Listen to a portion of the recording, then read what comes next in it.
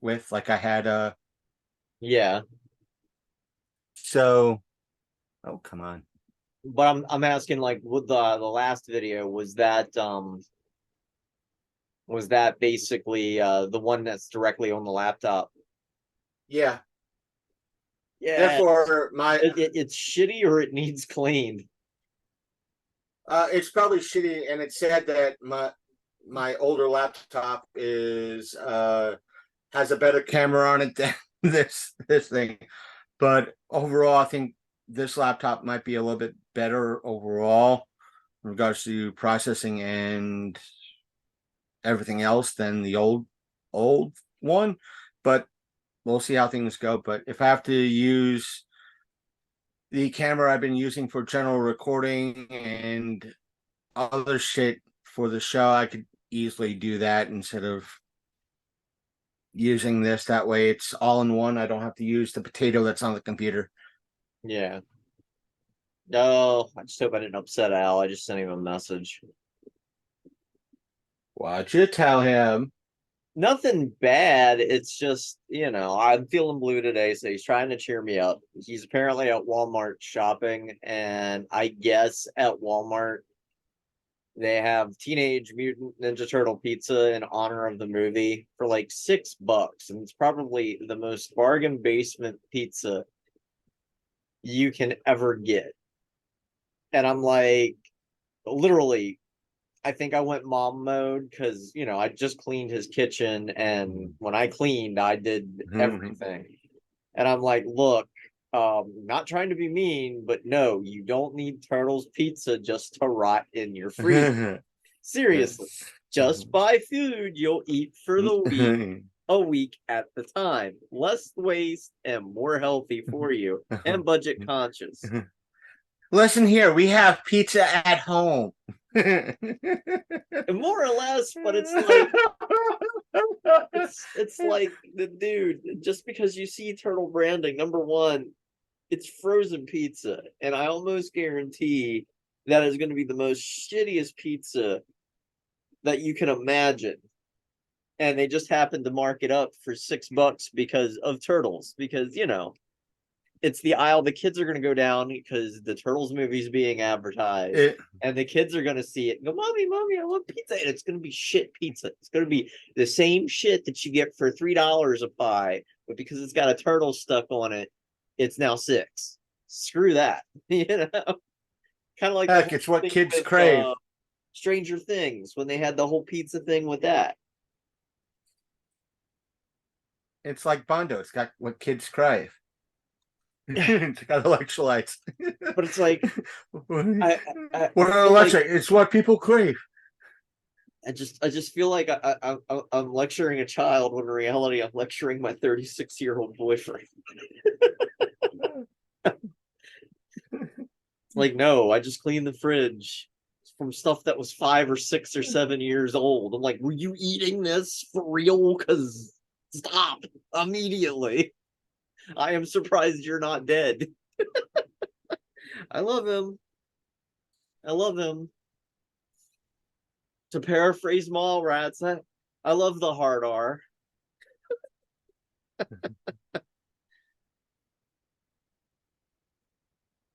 You know what I mean by That's what hard I had to R, go right? through. Yeah.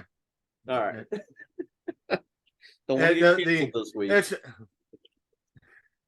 it's bad enough I released the video version of last week's episode full thing, and it was like, yeah, even though I put it on, told YouTube this is not for kids, and but no, because of you uh doing various gestures, it's like, do you want it to be viewed for 18 or over, or do you want it? I'm like, you know what? Put it 18 or over, because if I don't, YouTube will Is gonna do it probably anyway. wind. It's going to do it anyway. So let's do it 18 and over. But Fuck it. those gestures didn't show up because I wasn't talking at the time. Or does it actually show the It screens above? it it it switches between you and me. Oh, fuck. See, I thought it only So switched when we made noises. sometimes it switches when we make noise, and sometimes it's movement. Oh God. So it's kind of hard to tell. Well, now prior to when I was using strictly my phone, it was side by side, and then the time that I used it, it only did certain things because that was my phone when I was over at Al's. But that's the video that the July 5th one, you were at Al's. And that's what shocked me. It's like, I don't think Sasha did anything that would be considerably overly sexual other than sitting on a fucking stove. But on top of that, you also have to understand that I am the trans individual here. And so as it's like, result, or did we say fuck right off the bat? well, see, that's the trick with releasing the whole video, because I was like, fuck it. We got the audio up anyway. yeah, the hell with it. YouTube can go to hell. It already is. Zuckerberg is already screwing up Twitter. I could have sectioned out the update and everything else that we talked about in last week's episode, but it was like, oh yeah, for maybe about an hour and a half, we talked about Blobfest and the continuing drama and all that in regards to it. I'm putting out a 2.5 hour episode. Mark as it is. my words. On Friday, it'll be announced that Heidi App is the winner. I'm actually going to make a post today that literally says that. Mark my words.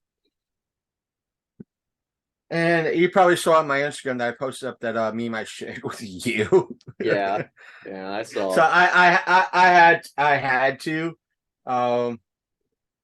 Hey, I did warn her I was going to roll with it. And I haven't heard anything about that. And I'm surprised she didn't have you blocked yet. I'm shocked too. I'm surprised she ain't running her mouth. But let me see if though I could still able to see her messages. I think she could put her mouth to other uses, but considering another female horror host that's in our area, there's some rumors about those two and her might being estranged, but just rumors. Rumor control. I'm trying to see. Yeah, because apparently, Mr. Lobo is going to be at the unofficial after party for Blobfest on Saturday, and I'm just like, well, that's new. But of course, it's the unofficial party, so it's kind of haha funny,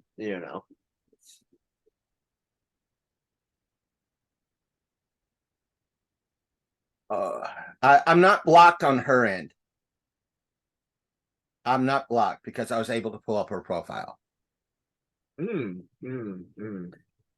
I can't see squat, and I don't have her in my block list. I'm like, oh, so she blocked me before I could block her. I see. Because she knew she was just going to get herself in trouble with me. And I hate to tell her this, she's completely stupid if she don't think she's going to get in trouble with you. It's like, yeah, run your mouth, please. Yeah, we already covered her in regards to that. And one of the things I noticed, like, I know good chance she didn't contact Monster in regards to him communicating with me or anything like that, but I know for a fact he's not blocked on my profile. How do I know that fact, ladies and gentlemen? And no, he laughing emojied the meme I posted up in regards to last week's episode. Yeah, I noticed that. Announcing that, yeah, because he has me blocked too. But it's like, and she was like, "Well, you blocked it." He says you blocked him. Well, if you blocked me, if I blocked me, I would be the type of person who would show that post in a screen grab. Then I would show the little area that shows that there's a laugh react. Then show another picture that shows who the laugh react is from, and go, this is from apparently somebody who's blocked on my account.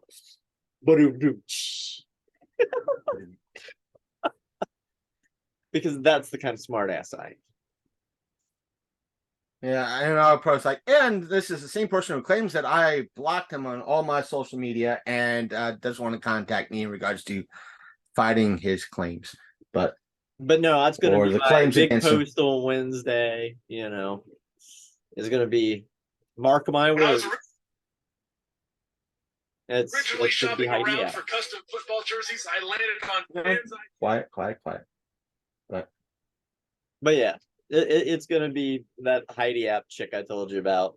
In case you didn't watch that, you bet your life episode. Yeah, she pretty much got that. And that aired back in October. And to me, it's like, if they knew about it since October or early summer last year, why even have a competition? And I Make think, the appearance of it being fair. honestly, that's why they kind of waited on basically extending the deadline, because they were waiting for her to put an official entry in. And she's like, fuck that. No, I was on You Bet Your Life and I mentioned you. Guarantee it. Because as of right now, there are still only. Apparently, we're wearing tinfoil hats on this show. Yep. There are still only. Who told you that? Or was that? No, I'm just saying. No, it's like apparently we're conspiracy theorists. And I was like, yeah, that's why we're wearing tinfoil hats on this show. As of right now, if you just do a search for mx.blobfest 2023, you have Amy, you have Lisa, you have me, you have Dr. Divine, you have Jenny Copcho, and that's it. I don't know. Let's but 1, 2, 3, 4, 5. Oh, and a bunch of BMX stuff pops up. So let me type in this. Let's see if anything else different.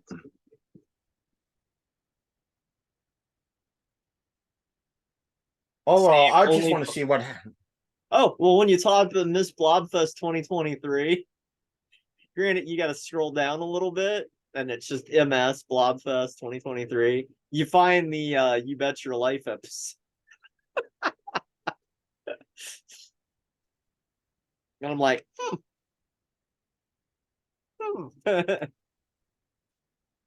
So yeah, that's gonna be a post from me later today. Oh no, I want to see updates in regards to after. Right now, I've talked about it so goddamn much. I don't want to talk about it. I'm sick of talking about it right now. But yeah. I do want to follow it in regards to No, I'm sick of talking about it too. I just want to go and enjoy my Hagerstown weekend with Al and come back and pretend shocked and surprised that Heidi App won. Oh my goodness, I didn't see that coming. Yeah, if you that's if you hear anything about it. No, I have channels. I'm friends with the contestants from last year and this year, and I just find it very interesting that somebody saying that they felt they were harassed or cyberbullied. I'm like, really? Oh, seems kind of funny if they're all on my friends list. Seems kind of funny. Amy and I talk on the regular, and we're talking about collabing, possibly doing Jason's Woods together, but whatever. In fact, she's a little salty that I won't be up there this weekend because they're like, I thought we were going to get together and just scoff at this whole thing. I was like, yeah, but that was up until they canceled all my tickets and refunded it. And Amy's like, they did fucking what? And I'm like, didn't you buy any tickets this year? And she's like, no, I didn't buy any. I said, had you had bought tickets, you would have had them all refunded and returned to you. I said, because that happened to me, Jenny, Dr. Levine, and Lisa. For a fact. Mm-hmm. So we'll see. Like I said, we'll see how things are going. Yep, fuck them. I could care less. Afterwards, you got a topic for your bit today? Kind of, sort of. It's not as weird as last week. It's more newsworthy, but still, it's something from my end. But and what all do we have on our laundry list for today? I mean, I know everybody wants to talk about the Wolverine Deadpool picture now that 4K images dropped. I know What? you want to talk about the Robert Downey Jr. being DC. in DC, and what? I'm just trying to. This might be okay. We talked about that. It's a GeoGen. That was no. Let's Don't see. have an notepad. Alien. It's like for the Sunday afternoon delay, we can touch on the fact that the new Alien movie wrapped. With Okay. Disney Hulu. Robert Downey Jr. and Murder She Wrote. Alien movie. Murder She Wrote. Reboot. I don't know. I think it'd be funny to bring it up as Murder She Rewrote. We'll put in here Wolverine, Deadpool. I could swear there were some other topics we wanted to touch on. I'm trying to go through our conversation now. Screen grab this, that way it's there. You'd mentioned something about a Thundercats movie once upon a time. We touched on Barbie, so Barbie's taken care of. We kind of touched on Thundercats last episode, the anniversary with all cartoons and all that, so we could kind of go beyond, just not say so much forget about it, but we could gloss over because we kind of touched on it and talked about it already. And that episode, the audio side, drops tonight at maybe 12:30, 1 o'clock. I scheduled it because I looked at, okay, when's the exact anniversary date? The 12th, not the 11th. Son of a bitch. Okay, we're scheduling things the timer. All right, so I'm just taking a look here. Hold on. Because I thought there was something else. There's something like nibbling at the back of my skull. We can't do that yet because I don't think either one of us has had a chance to go over Void Rivals yet.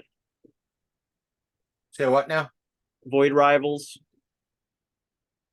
It's a new comic from the license holders that hold the rights to Transformers, G.I. Joe, most of the Hasbro licenses. And so they're kind of I haven't heard it. Yeah, they're kind of creating their own like comic universe, what with those licenses kind of blended in. And so Void Rivals really has nothing to do with that until they run across like a particular Transformer, which makes it interesting. But we'll get to that once one of us gets a copy of it, and then we can share. I lost my in-town connection in regards to it. I won't say I lost it, but the place I would normally go to check for it, they moved their location. Okay. Sure. Yeah, I could go to your hobby place to see if they have it, but I don't really. With comics, I don't really trust them. Pirates Bay. I respect them. Yeah, true. But getting comics, I trusted the shop that was here in town, but they moved. And I'm going to low end of the spectrum in regards to price. Let's say that they were paying $1,500 a month regards. In regards to their rental place for their shop. He was telling me, this year he wanted the landlord wanted to jack it up to $1,800 a month. And over the next year, 2 years, the rent would have been $3,000 a month. And he was telling me, it's like, yeah, that's not happening. The traffic in downtown Martinsburg still is what it is. And Main Street Martinsburg is not helping things actually right now.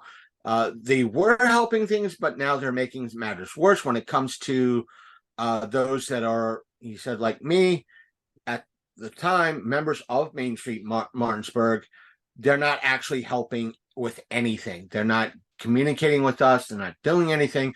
So I'm not going to be a member of Main Street Martinsburg anymore. And guess what? I'm moving to, in essence, across town to where the exit 23. I think it would be 23, exit 22 or 23. It's the Spring Mills Walmart area. That's Oh, where okay. they're moving to, because he said it's going to be like a couple bucks less. It's going to be, again, like $1,500 a month.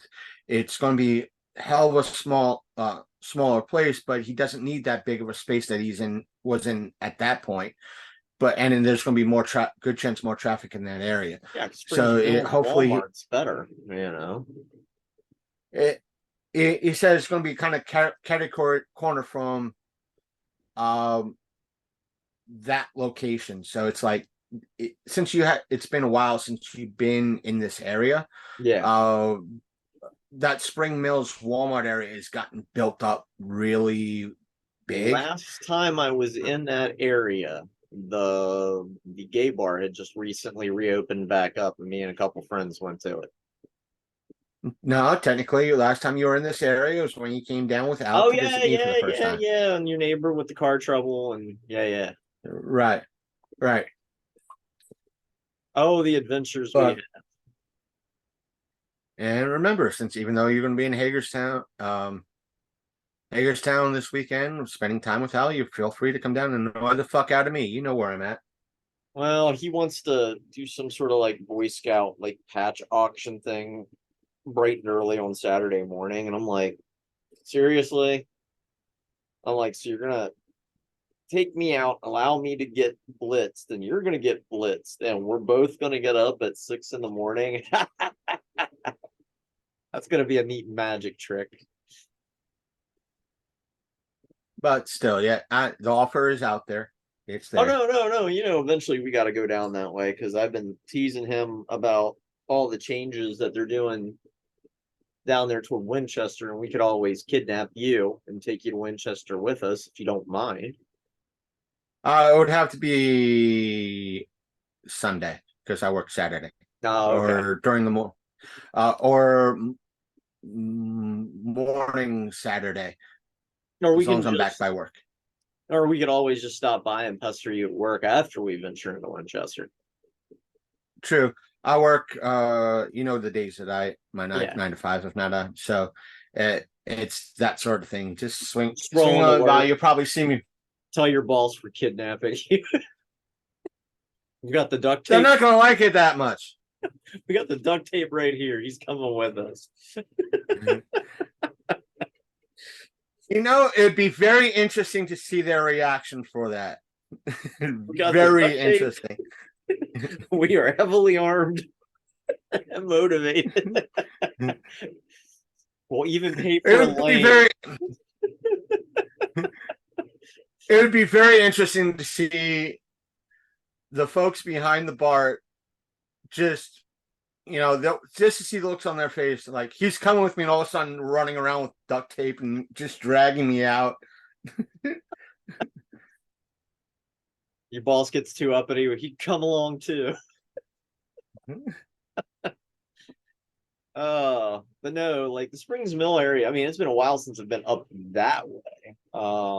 But yeah, like I said, like last time I was in the Springs Mill area, like the gay club, and it reopened, which is was across the street from where the Spring Mills, well, catty corner across the street from the Spring Mills Walmart. I think that's gone now. Yeah, I know. Like I said, know. they had like this weird window where they reopened briefly and then shut back down again. And I'm just like, really? And supposedly a warehouse or an Amazon center is supposed to be being put up like right, but it's some big building. Remember where the exit 23 flea market used to be? Yeah. Somebody bought that and they're building a big warehouse back there. What it is, I've heard like 15 different rumors in regards to what it is. And if it is a warehouse that's going to be occupied, yeah, people are going to go to that Walmart to shop. They're going to go to whatever joints that are around there just freaking spend their money. So all those businesses will probably flourish if they're mom and pop. So So it's a can good we, idea. with your Mums Are on Board segment, is it one that can be encapsulated? I mean, to like a clip. Well, not just so much a clip, but just something we can not keep it as a full-fledged topic, but kind of like as a one-off, where we might have a comment or two on it. And that's about it. We could shrug it off. It all depends on you. I could just briefly comment about it. Yeah. So Because I always feel bad because there's a lot of conversation there, and I'm like, oh, I try to keep most of that's the only fan. Along with all this wonderful, great, boring ass content that we're doing right now. hey, content's content, and I haven't had any complaints so far on what we've been putting out. Other I don't know. than I did love our conversation. What was it? Sunday? Yeah, Sunday when we had the lizard woman. That was pretty fun. Because now I'm starting to see the memes, and everybody has memes. And that's why I had to download it. And now that you're starting to see the memes, now do you see how I made that meme seem to fit so goddamn well? Yes, you did. It works just fine. It just works. Almost chef's kiss. All right, I'll let you get your GIMP mask going. Did you get the H on yet? No, I got to go buy the H. I've been. Oh, you're gonna buy one. Ooh, ritzy. I'm gonna buy like a little sticker. I don't have a marker here to actually write an H. I'll get one of those. You'll have to get a good crystal clear picture so we can put that up as a meme where it's like, you never learn, do you, Sasha? Do you? I didn't. That's how this happened. I'm just waiting for people to start asking us what the H stands for. Obscure British television. It's not obscure, but cool. I'm sure you could find it on Tubi. Yeah. I don't know. Is it? Everything's on Tubi. Everything free is on Tubi. Tubi? To be or not to be? Red Dwarf streaming. That is a good question. Well, I'll be. And it's on Crackle, too. And it's on Crackle. Yeah, but see, the thing with Tubi is like, and you're going to laugh, but me and Willow will get on a kick watching Transformers content, and they'll have like oddball seasons for free. Now, granted, they don't give you the option to buy the other seasons, but they'll have like season 2, season 6 of like Transformers Energon or something stupid like that. And you're just like, wait, I'm missing large chunks of the story here, and things of that nature. Because we were that's the thing. It's like, what was back when I was Transformers on Netflix? What was it? Transformers Prime? Something like that. Yeah, because we went I know first. And it was weird. And then Netflix only had the first season. And I'm like, well, at least we can watch season 1 and 2. That's the odd thing. It's like, when I had I'm not knocking my employers. They got me off unemployment. And they're good people. And the job is very stress-free for the most part. It's not like the past jobs I've had. But I have to sacrifice a few things, like buying constant shit on Vudu. But when I was buying a bulk of stuff on Vudu, I wanted to have the complete seasons of like Hercules and Xena. Mm-hmm. But there's only like 5 seasons, or like 4 or 5 seasons of Xena on Vudu, and one season of Hercules on Vudu. I'm like, wait a minute. Xena had like 7 seasons. Like Hercules had 7 seasons. What the fuck? Where's the other seasons?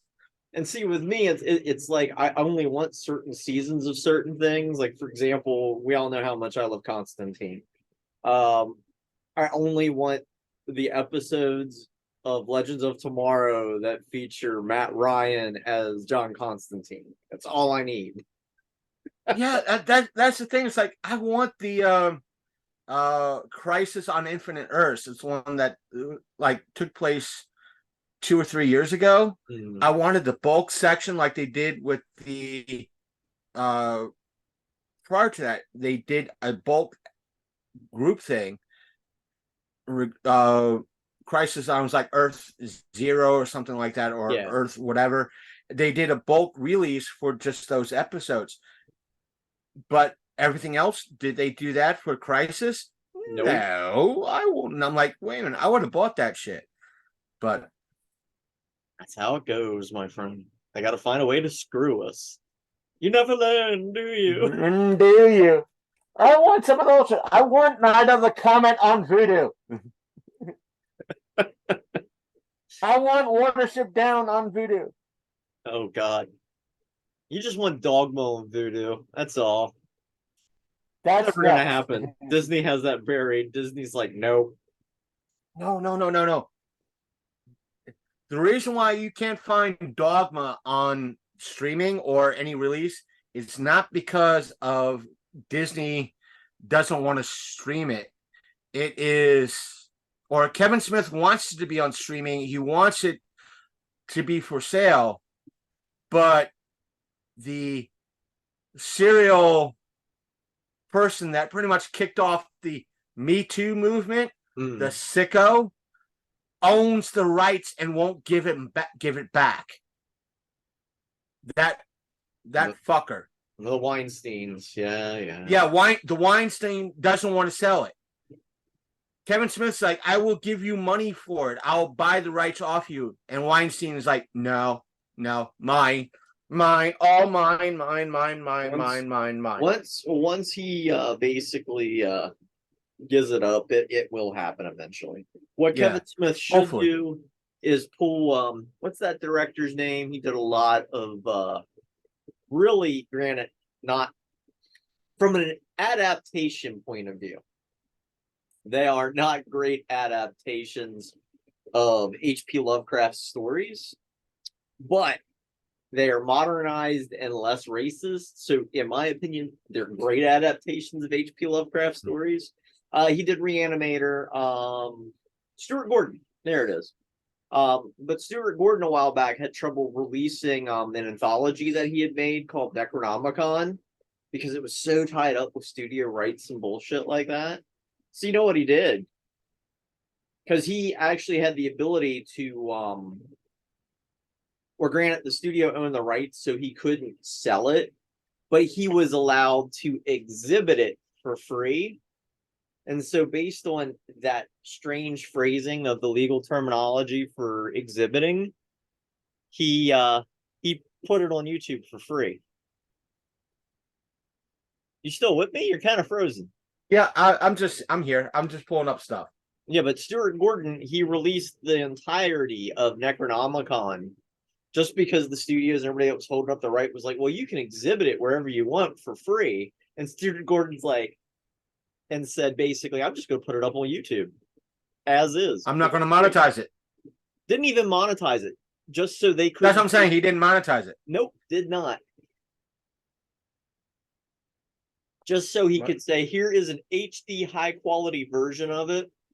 And I bet if Kevin Smith were smart, he could find a loophole like that just to fuck Weinstein's over. But for now. All right. Tiger face. Lion face, lemon. Lion face. We need to get you You like can't really see a lemon face. Iron Man like animation for it coming.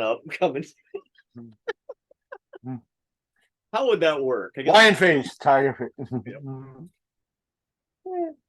Lumser, I'm bored. What plaything do you have for me today? Some news out of the SK system, ma'am.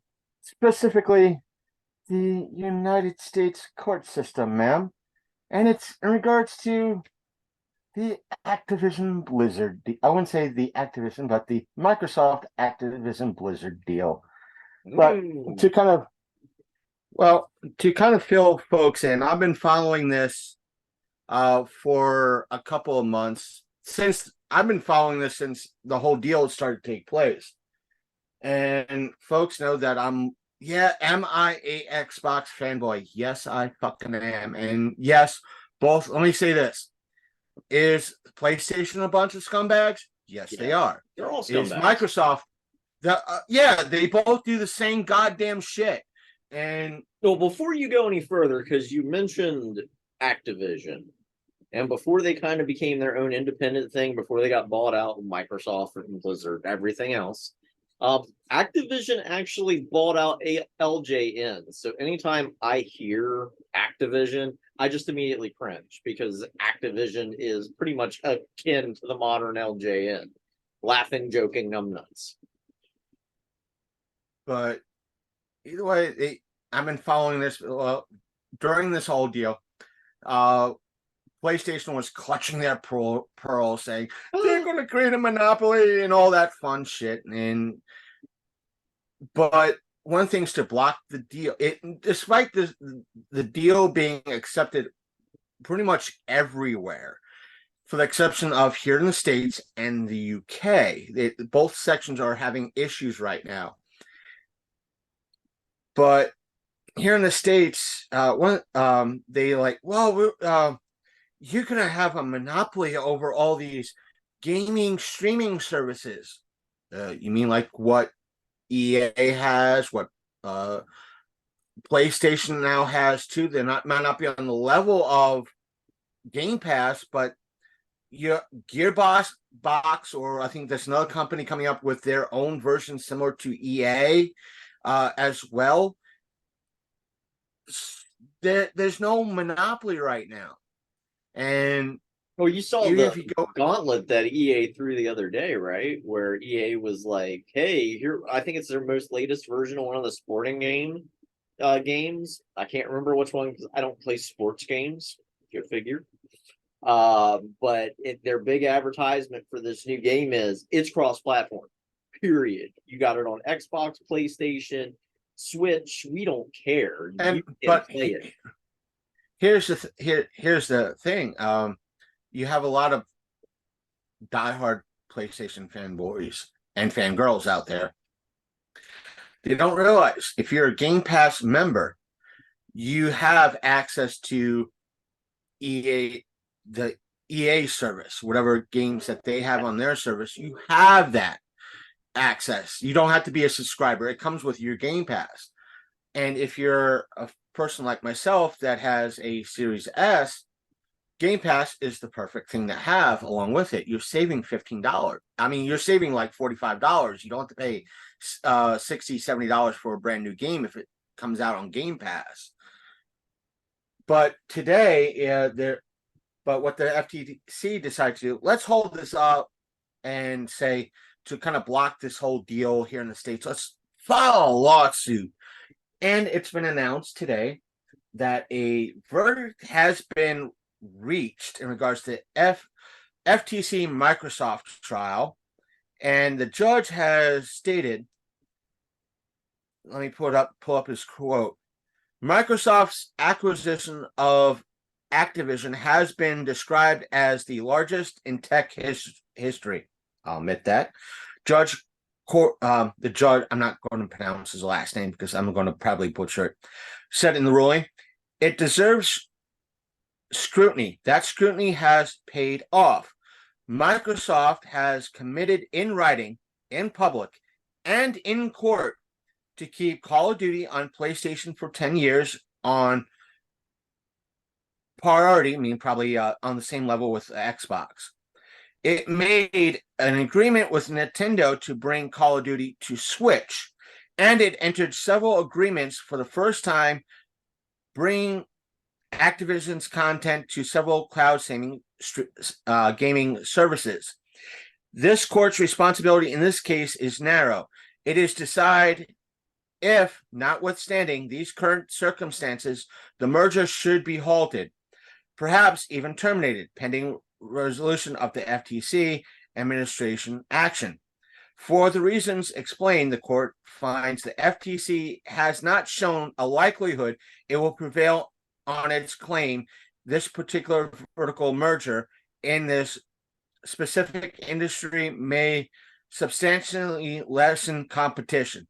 To the contrary, the record evidence points to more consumer access to Call of Duty and other Activision content. The motion preliminary injunction is therefore denied. It's not just pretty much the kind of. I'm sure you've seen the modern Django Unchained. To kind of there's for the folks at home, watch Django Unchained. It's a very good movie, but there's a line in that movie that one of the characters states is that we're not just going to buy this. We're not just we're not just going to buy this recipe. We're going to go there and buy the whole damn lot. Everything else is just a bonus. Yeah. Basically, what Microsoft is gunning for with the Activision Blizzard deal is the Candy Crush, the mobile games. That's what they're gunning for. That's where the big money is. Just having the Call of Duty and the Blizzard stuff is just a bonus. Right. But see, yes, there's some things that I've seen kind of shady with Microsoft lately. You know how big I'm into Fallout, at least Fallout 4. Love the game. But with all the next gen systems, except for PlayStation, got a massive update to Fallout 4 recently, to bring it up graphically to the newer systems, but also allowing new Creation Club content, other stuff that would have came along with improvements even for the older versions. But believe it or not, that's Microsoft exclusive. If you have it on PlayStation, you're not getting that. And at some point, it almost feels like a breach of contract with Bethesda for joining Microsoft. And I could say on this side, PlayStation's done the same thing. Yeah. PlayStation's done the same thing. Because with they own the company that they own Bungie. They own Bungie. Oh yeah. And therefore Bungie has put out strictly their main game over the past, I don't know, 15, 20 years has been Destiny. And there are raids and content you could only find and get on PlayStation. You cannot get it on Xbox. You can't get it on any PC. You have to get it on PlayStation. Same thing with when you buy the open game Marvel Avengers game. You can't play as Spider-Man. The last time I checked, on any other platform other than PlayStation. But that's if you want to play that game at all. Right. Not to mention, it's come out that PlayStation, through various sources, that PlayStation has approached companies such as 2K, Gearbox, and other AAA games in the past that they said, we will give you, let's say, $50 million, $60 million, that if for you to say no to be a Xbox game of the month. Because like PlayStation has the game of the month. Like if you're a member of PlayStation Plus, you get a free game, like 1 or 2 games a month. You get about 3 or 4. Xbox had level you're at. Yeah, right. And Xbox has the same thing. You get 2 games, or if not 3 games a month.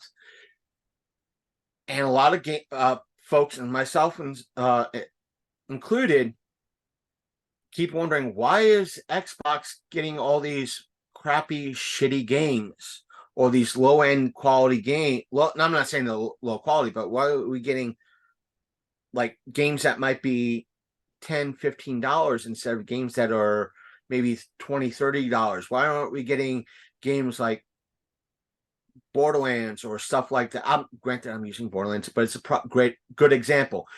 Borderlands, either the Handsome Jack collection or when it was a standalone, I'll say this, the Dragon's Keep was a standalone. In essence, it was a promo. It was made a standalone as a promo for Wonderlands. Yeah. It was a free game of the month on PlayStation. Borderlands was a free game of the month on PlayStation several times. Now it comes out that PlayStation is pretty much giving these AAA game developers maybe tens, if not millions upon millions of dollars for these games of the month with the exclusive. Yeah, if Microsoft comes over to you and asks you for a game of the month and makes you an offer, yeah, you're not going to do that for 10, 15, 20 years, period. And that, with Xbox doing that, PlayStation doing it, not to mention they own Square Enix. They've done that with the Bit Remix.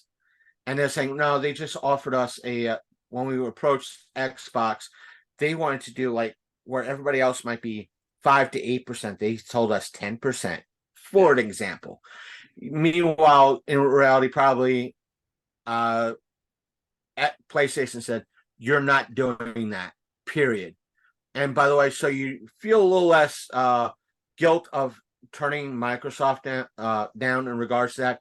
Here's an extra $50 million or whatever to spread them out. Say it's a bonus. So basically what we're saying is everything that you know and love winds up being scummy anyway. Either way, and it looks like this deal will eventually go through. Yeah, there's on the UK side, there is a few details that Microsoft has to and Blizzard have to hammer out in regards to things, but overall, it looks like it's eventually going to go through by the end of the year.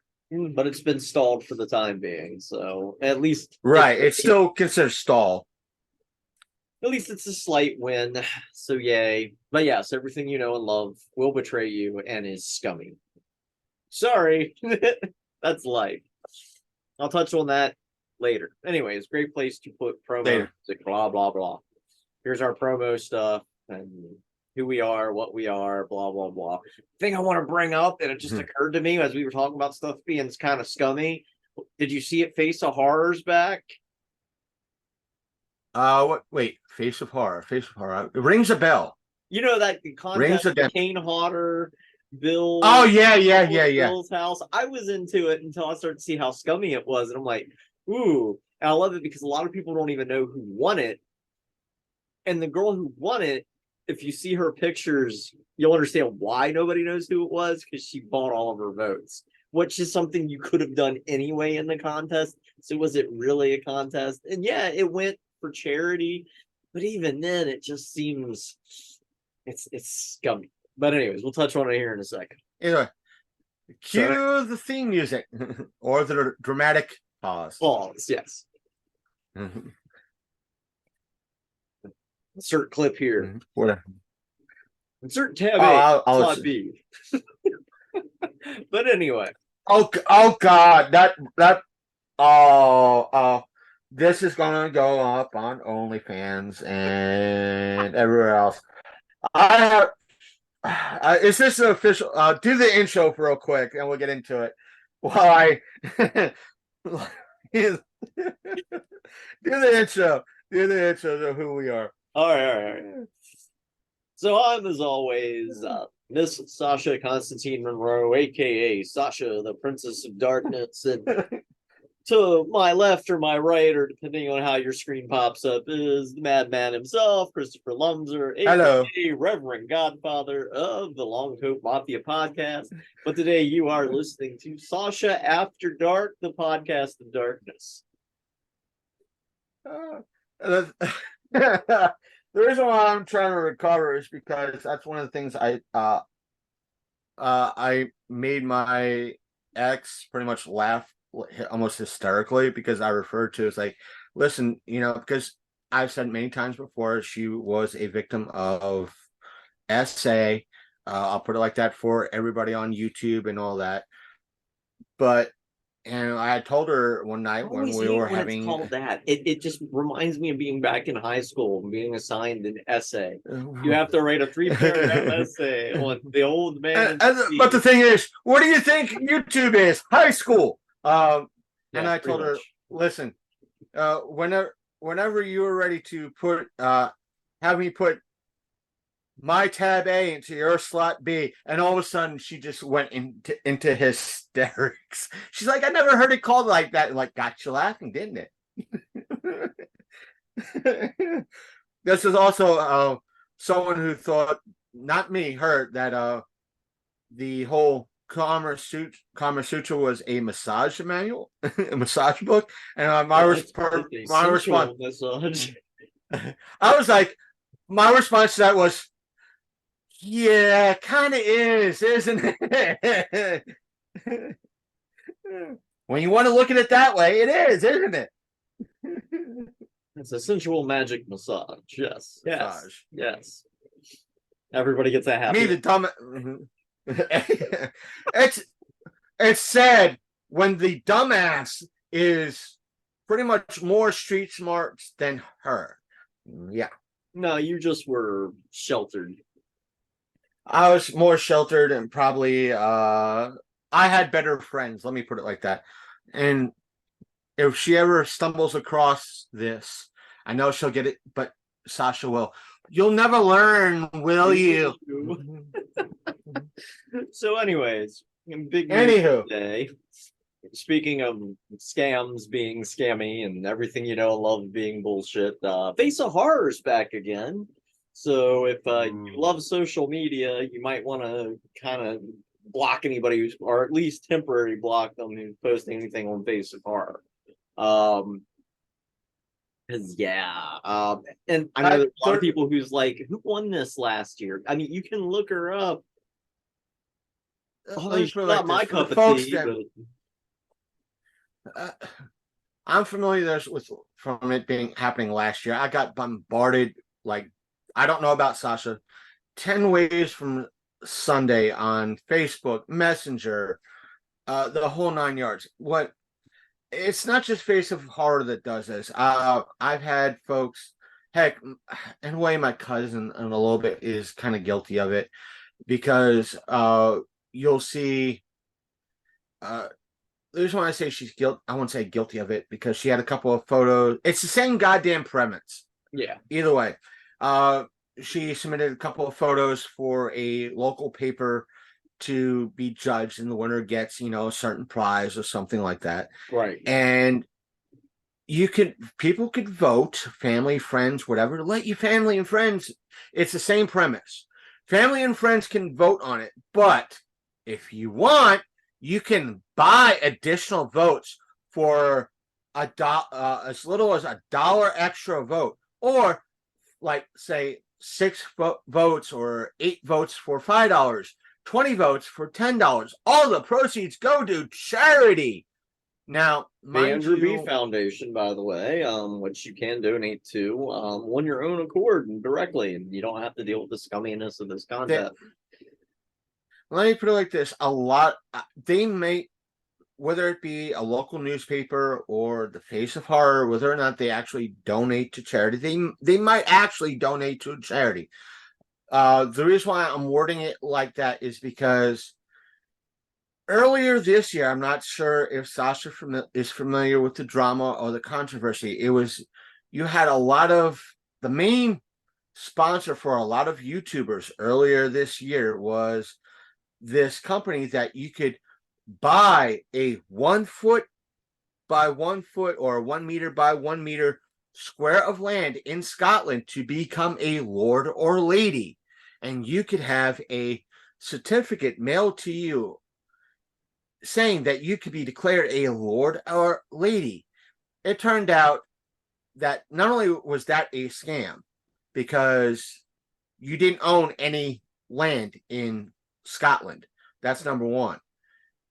Because it went against everything that is in Scottish law to become a lord or lady, number one. Number two, a couple of their promos that were read and on their site said, oh, we'll plant a tree for everybody that buys, and some of the money will be donated to this charity. Yeah, they donated once, like a few years ago, and that was it. It was something along those lines. I'm not, again, yeah, a local charity, local paper might donate to the United Way or to a local homeless shelter or whatever. I'm not sure, Yeah. but we're not accusing them of just scamming money out. It's just the whole aspect of it's one. I'll say this: it's one thing to say, "Hey, we're raising money to help a lot of, let's say, the local homeless shelter," and in the process to raise funds, we're holding this contest for, hey, so don't submit your local, your cutest puppy picture of your doggo, and the winner gets a gift card for this local restaurant. All pros, you could vote, for free, but if you want to buy those votes, again, the proceeds will go to the charity. We're doing it to raise attention to this charity, so forth and so on. That's one thing. But to kind of make it sound like it's a side thing is what may come across a scam or iffy to some people.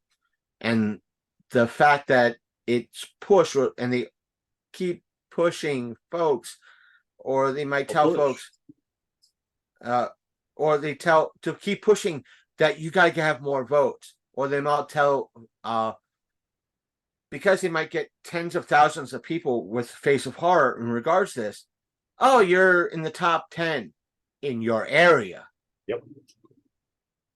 And in order to get out of that top 10 or in the top 3 to move to the next level, keep pushing those votes, kiddos, ladies and gentlemen.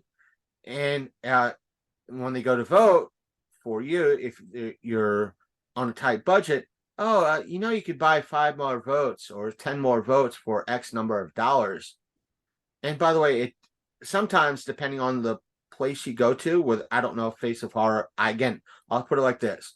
It's been a while since I went to that site, Face of Horror, so I don't know if it's in the forefront or kind of hidden away somewhere that the funds go to charity. What made Face of Horror very, very complex and stupid for some people is, so let's say you took advantage of a free vote because everyone got a free vote within a 24-hour period.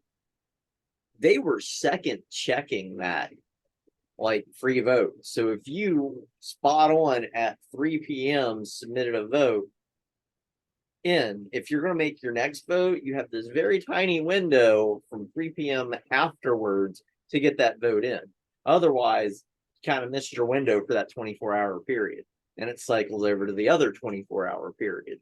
And it's like, that's kind of bullshit, because, like, how many people check their watch to make sure that they're voting exactly 24 hours to the second from the last time that they voted? So that was confusing, because people would go to the website, well, I did this after work the other day, and here they might have did it at 3:05, and today they're on there at like 2:55 or right at 3 p.m. And it's like, oh no, you still have 24 hours. And it's like, no, technically they only have like 5 or 10 minutes until they can vote again. But they wouldn't tell them that. They would tell them you still have 24 hours before you can vote again, because nobody was keeping track of the precise time. And so that kind of fucked people up. I mean, if it would have been told, hey, you can't vote again until 3 p.m. at this time, then they would have been fine. But that was not communicated. And so people immediately went to the scummy and the fraud side of it. Secondly, they didn't clearly communicate. Like, I had to dig to find out that it went to the Andrew B.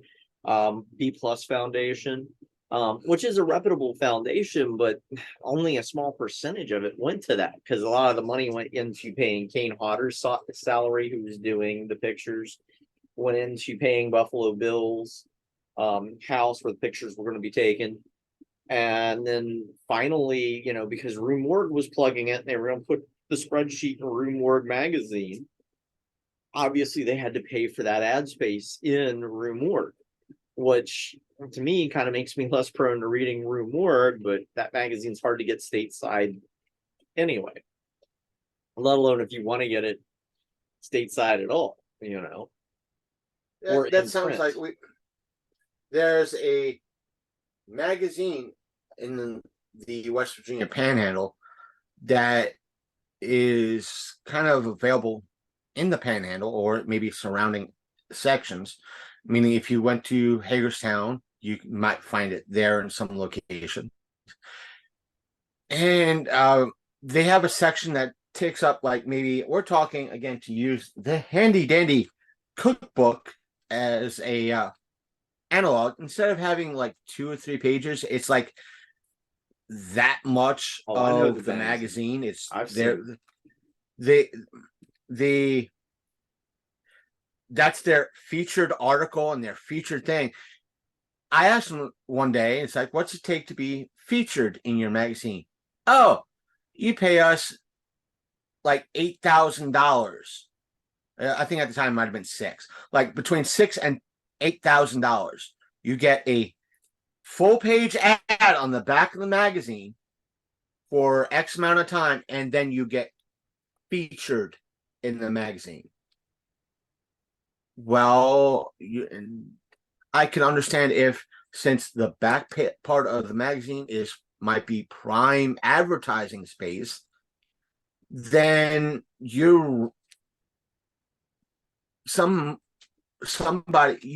instead of, my point is like, that's shitty, that's scummy, because granted, again, back part is prime space. I get that, it costs more, but to limit that featured section for somebody who paid you is stupid. It makes things even more scummy.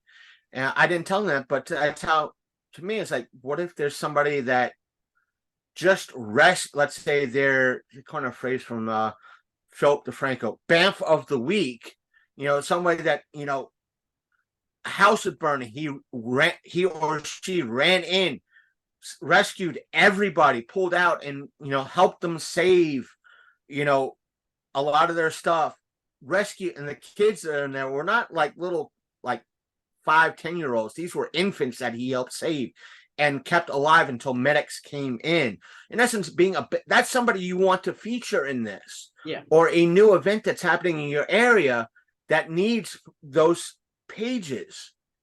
Whether, let's say, 4-State coming to the West Virginia Panhandle and having something here, you want that in there.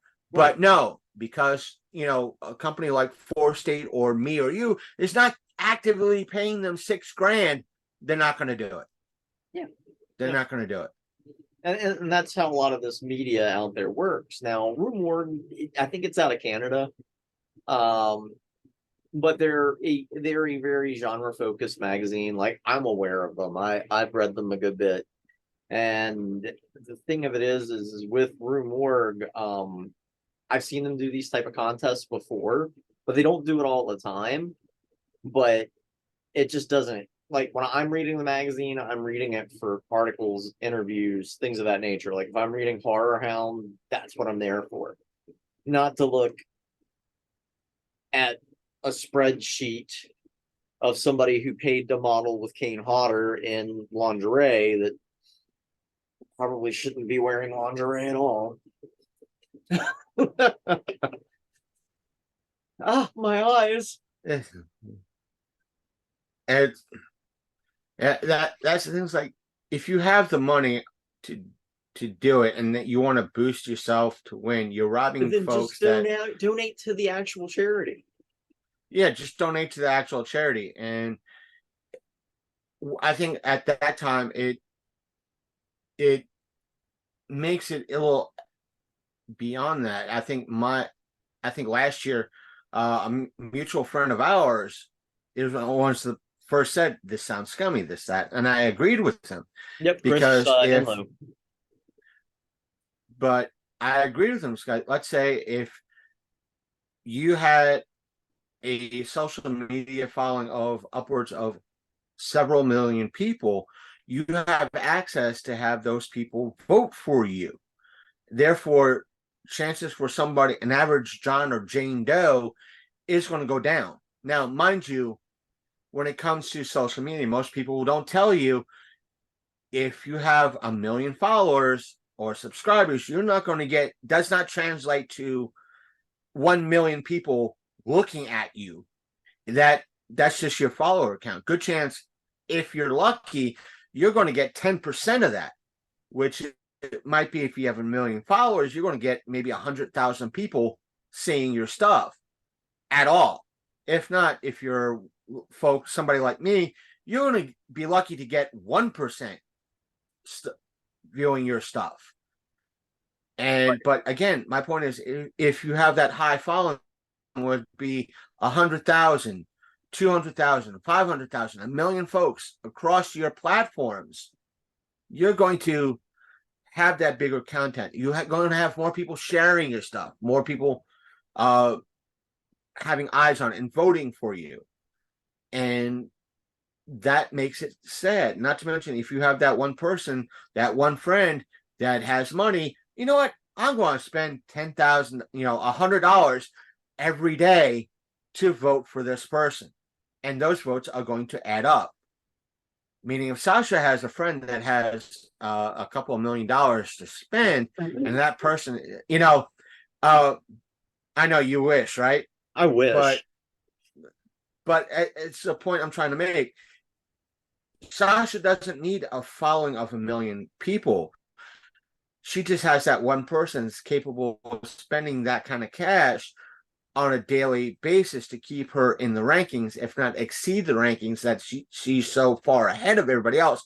Nobody's going to catch up. Meaning, if I'm running against her, I'm not going to catch up to anybody vote with those voting for me, because Sasha has somebody that is spending the cash on votes for her on a daily basis or a weekly basis. So what's the point? Granted, the money's going towards charity, but if I'm in it for fun, why? Why should I do it when you have that ability and someone else is going to win because they paid to play? So, exactly. Sasha? And to me, it's just, I'm curious at how this year's going to go out, because I think more people are keen on it. So I want to say at least a good 10 or 12 of the people that I follow or they follow me has posted about it today, going, it's back. And I haven't seen it in my feed yet. I haven't seen, so nobody's doing it. Yeah, well, at least on my end yet. I carry a large group of horror nerds in my little niche, and as a result, a lot of them are all like, "Hey guys, it's back," and it's like, "Oh God," and they mean it in a comical sense, not in a good way. And the thing is, like last year when I was helping, not just covering but also appearing in the indie film Zero, Z-ERO, which will be, I think over the next month, will be available to watch on YouTube. I have to double check with Matt because he's been putting that out. Yeah. Once that happens, I'll share that post and have people put eyes on it, because I was a part of it. Half the crew on that, whether as extras or otherwise, were part of Face of Horror last year, and it was like dominant in the group chats. It was dominant on my feed. It was just annoying as hell. Really annoying. Well, speaking of Inlo, I went ahead and sent him the information just to warn him, like, hey, it's back.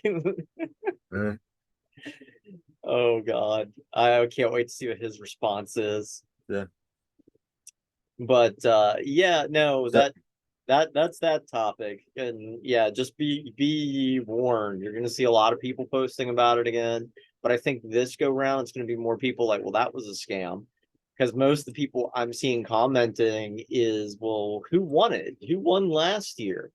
And the information's available. You have to go to like the Face of Horror, like actual Facebook page. and I'm pulling it up now, and it's this chick by the name of Whiskey Tango. And they stick an F on that, and you're kind of got the expression they won this, and then you realize, oh, bought all the votes. Because trust me, there was some decent competitors out there, like several horror hosts I know ran for this, and I'm shocked that not a single one of them even placed. And here, this person, even in my very niche circle, I've never heard of.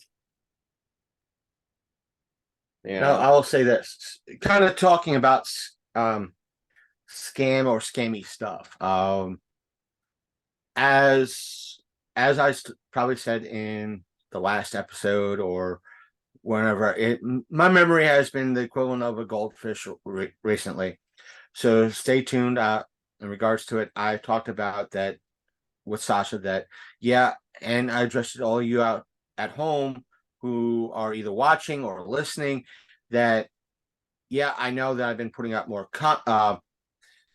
more clips, more podcast stuff in regards to full length episodes, but not as much unboxings or where our event coverage is going to try to stay the same, but still we're keeping it at that level. But it's not that I'm cutting back on unboxings. It's just that when you're kind of having instead of having this much of income, you're now down to this. Something's got to go, and it had to be done boxings. But I still have 2 Kickstarters yet to arrive here.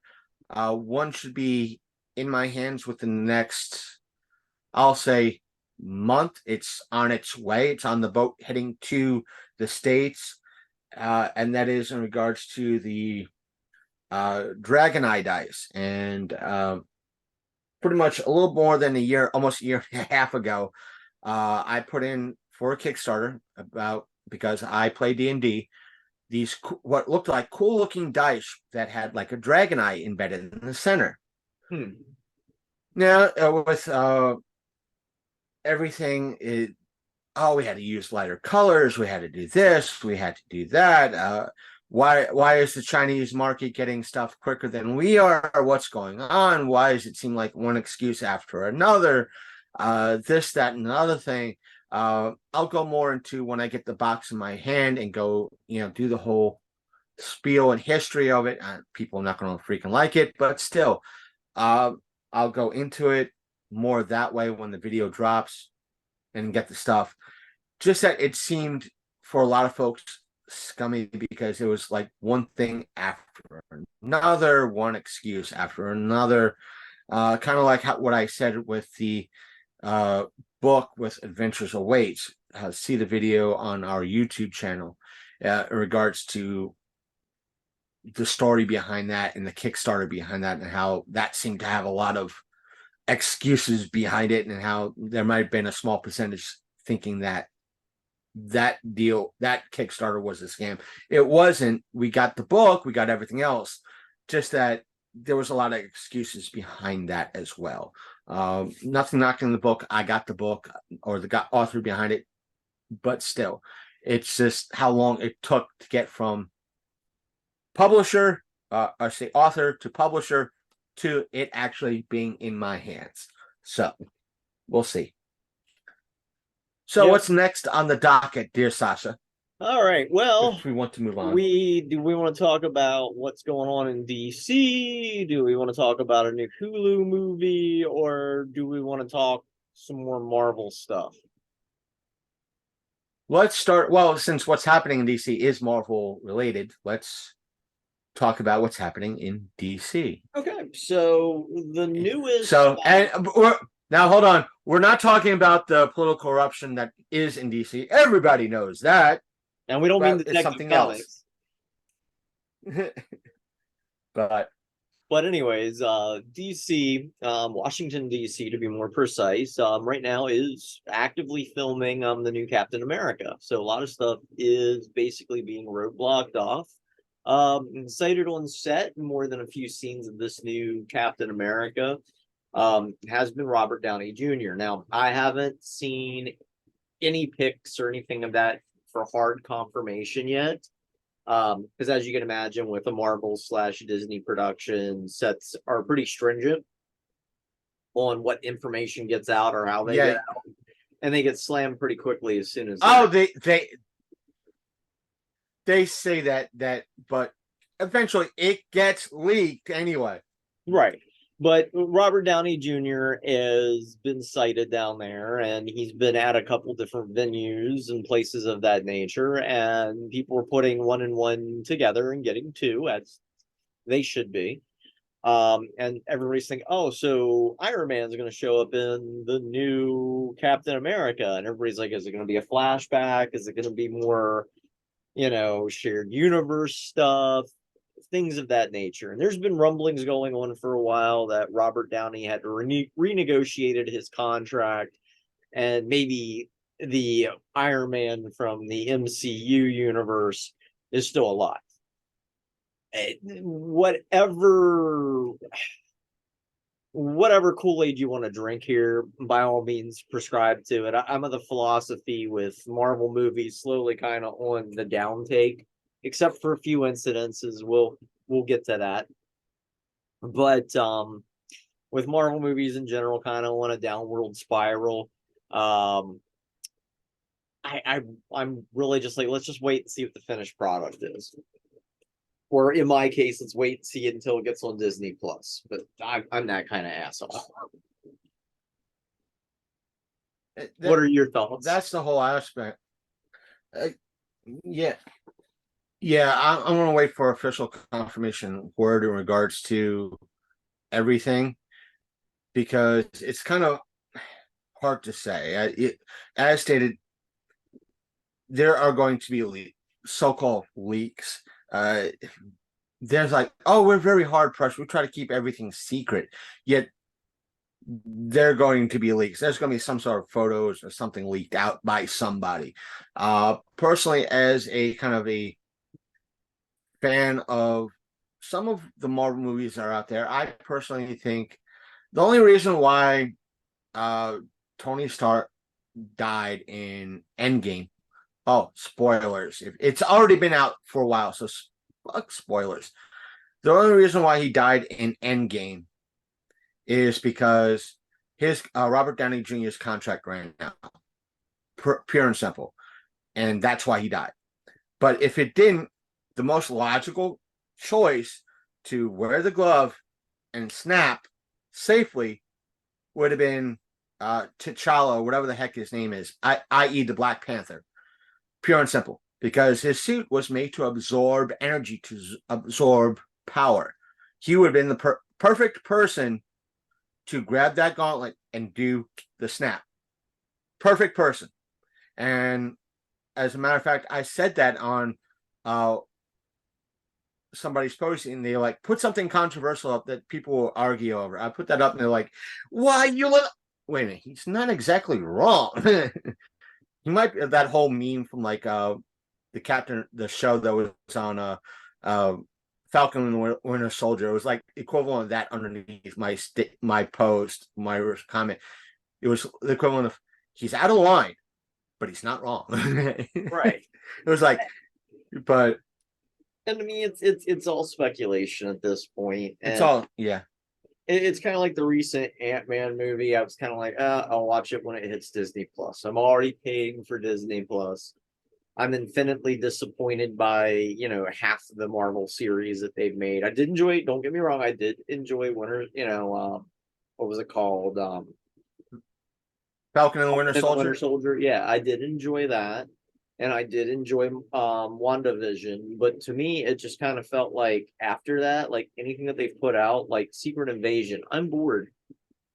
The latest Star Wars series, what was that called? Can't even think of the name of it. Not Mandalorian. I love Mandalorian, but the Book one of Boba Fett. No, the one that had all that political intrigue with it, with the dead character from Rogue One in it.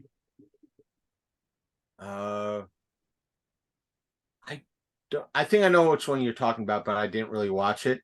Yeah. And there's the ones that season 2, and I'm kind of like, okay. I'm interested, you know. The ones that I really watched and I was getting into in regards to the Star Wars stuff on Disney Plus was Book of Boba Fett, Mandalorian, and The Bad Batch. Yeah, I like those three. I I want to check out when Ahsoka comes out. I want to check that out because that looks interesting. and it dovetails with Mandalorian, so I mean, Yeah, it should be good. Essentially, though, Ashoka is going to be basically the Rebels reunion show because we've already been teased a bunch of Rebels characters in Mandalorian and other shows. But I let me enjoyed say this: Willow. The new Willow was the good. new the new Ant-Man movie is on Disney Plus Yes. because that's where I watched it. I can't, as much as I could buy it early on Vudu. I'm going to wait until it drops on Disney Plus to watch Guardians of the Galaxy 3. See if I actually. I'm a James So Gunn backer. I may have to pick that up as soon as I see it on disc, but that's just me. You can always Bogart but still copy. so it's one of those things. I'll check it out once it's on Disney Plus for free. So or on your view. I'll switch accounts in regards to because ladies and gentlemen, pretty much what me and Sasha did is we have multiple, I'll say more so, I'll say on Sasha's end, she has the Vudu app on multiple devices, whether it be TV, computer, etc. I can easily, as do I, but one of the great things I have in regards to my Xbox is that when I switch accounts, I have to re-log in for Vudu. And what I did with Vudu on my Xbox is when I switch from my personal account to my show's account, I used Sasha's login for that. So if Sasha buys something on her Vudu, I could easily switch over and watch that way. And we have how do I put this politely? A gentle person's agreement in regards to our Vudu accounts. We have a crisscross agreement. Basically, I use yours, you use mine. If we got somebody's mom from the train, that's how it plays out. Just that the agreement is basically, even though we're watching each other's stuff, is that we do not buy on another person's account. Outside of like if there's something really, but all in all, if there's something I really want to watch, I'm going to buy it for my account. I'm not going to, buy it, say, hey, here's Sasha, buy it for you and I'll watch it on my end. But I'm still trying to figure out how you have 30 Days of Night, Dark Days, but you don't have the original 30 Days of Night. I'm waiting for it to go on sale. Okay, that's still like $15. That is the best one. The sequel, horrible.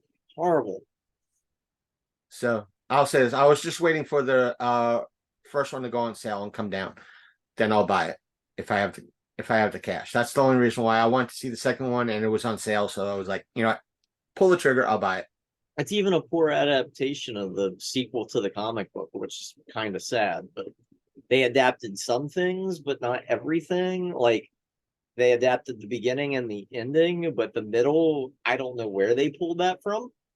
And apparently it was a web series before somebody cut it into a movie, and I'm just like, that's wonderful. But the original's far better. But anyways, no, like I when it comes to Marvel and DC, or Marvel DC comics, anything of that nature, I'm more or less all right, I'll give it a shot. Now, if they announce something obscure and go, hey, we're gonna do a film noir, The Question movie, sign me up. But I don't see that happening. They're going to do Jonah Hex correctly and properly. Yes, please. We're finally getting a Lobo movie. Oh my goodness, I'll be the first one in line. But none of that has happened. Or better yet, we're getting Matt Ryan and a big budget Constantine movie. Yes, please. I'll be there. I'll also say this, because we're kind of on that topic. I have to either get my controller fixed or what have you, because right now something's funky is going on. I think it's the controller for my PS4 You don't because have it's just one. anything else hooked into the USB slots, do you? I know that sounds weird, but No, okay. no. Because I had a USB It's hub plugged in for a while to my PS4, and like half of my remotes were acting weird. As soon as I removed it, problem solved. no, it's not that. It's just that it was just like it wouldn't stay. If I was scrolling down on through the library, it would either like go back to a previous section or it will immediately scroll up, or like it had extreme drift to it when the thumbsticks are still dead center. Like something's Yeah, some information is that's a frequent issue with the controller. There's a couple things that you can do. In fact, believe it or not, it's something that happens with a lot of modern day controllers. There is a drift kit for it that you can get, or there are ways that you can try to reconnect it, if that makes sense. but for now, if anything, I could pick up something through one of the local businesses here in town in regards to getting a brand new one, because I'm not technically savvy in regards to drift kits and all that. So it'd just be better off for me to, go up to Panhandle Games and say, "Shut up, take me money, give me one of the controllers." So, and Right. they're like less than like $20 to $30. So it's like, just do that. Give me, shut up, take my money. I'm here and it's on my way to work anyway. So, and I'll do that. And the reason why I say that is because I'm easily signed into Peacock and what's happening at the end of this month is Twisted Metal is coming out on Peacock. Yep. So it's either I have to bug a friend of mine for his updated Peacock code, or so I'm able to at least watch it on my Xbox, or get a new controller. One of the two. I'll have to decide.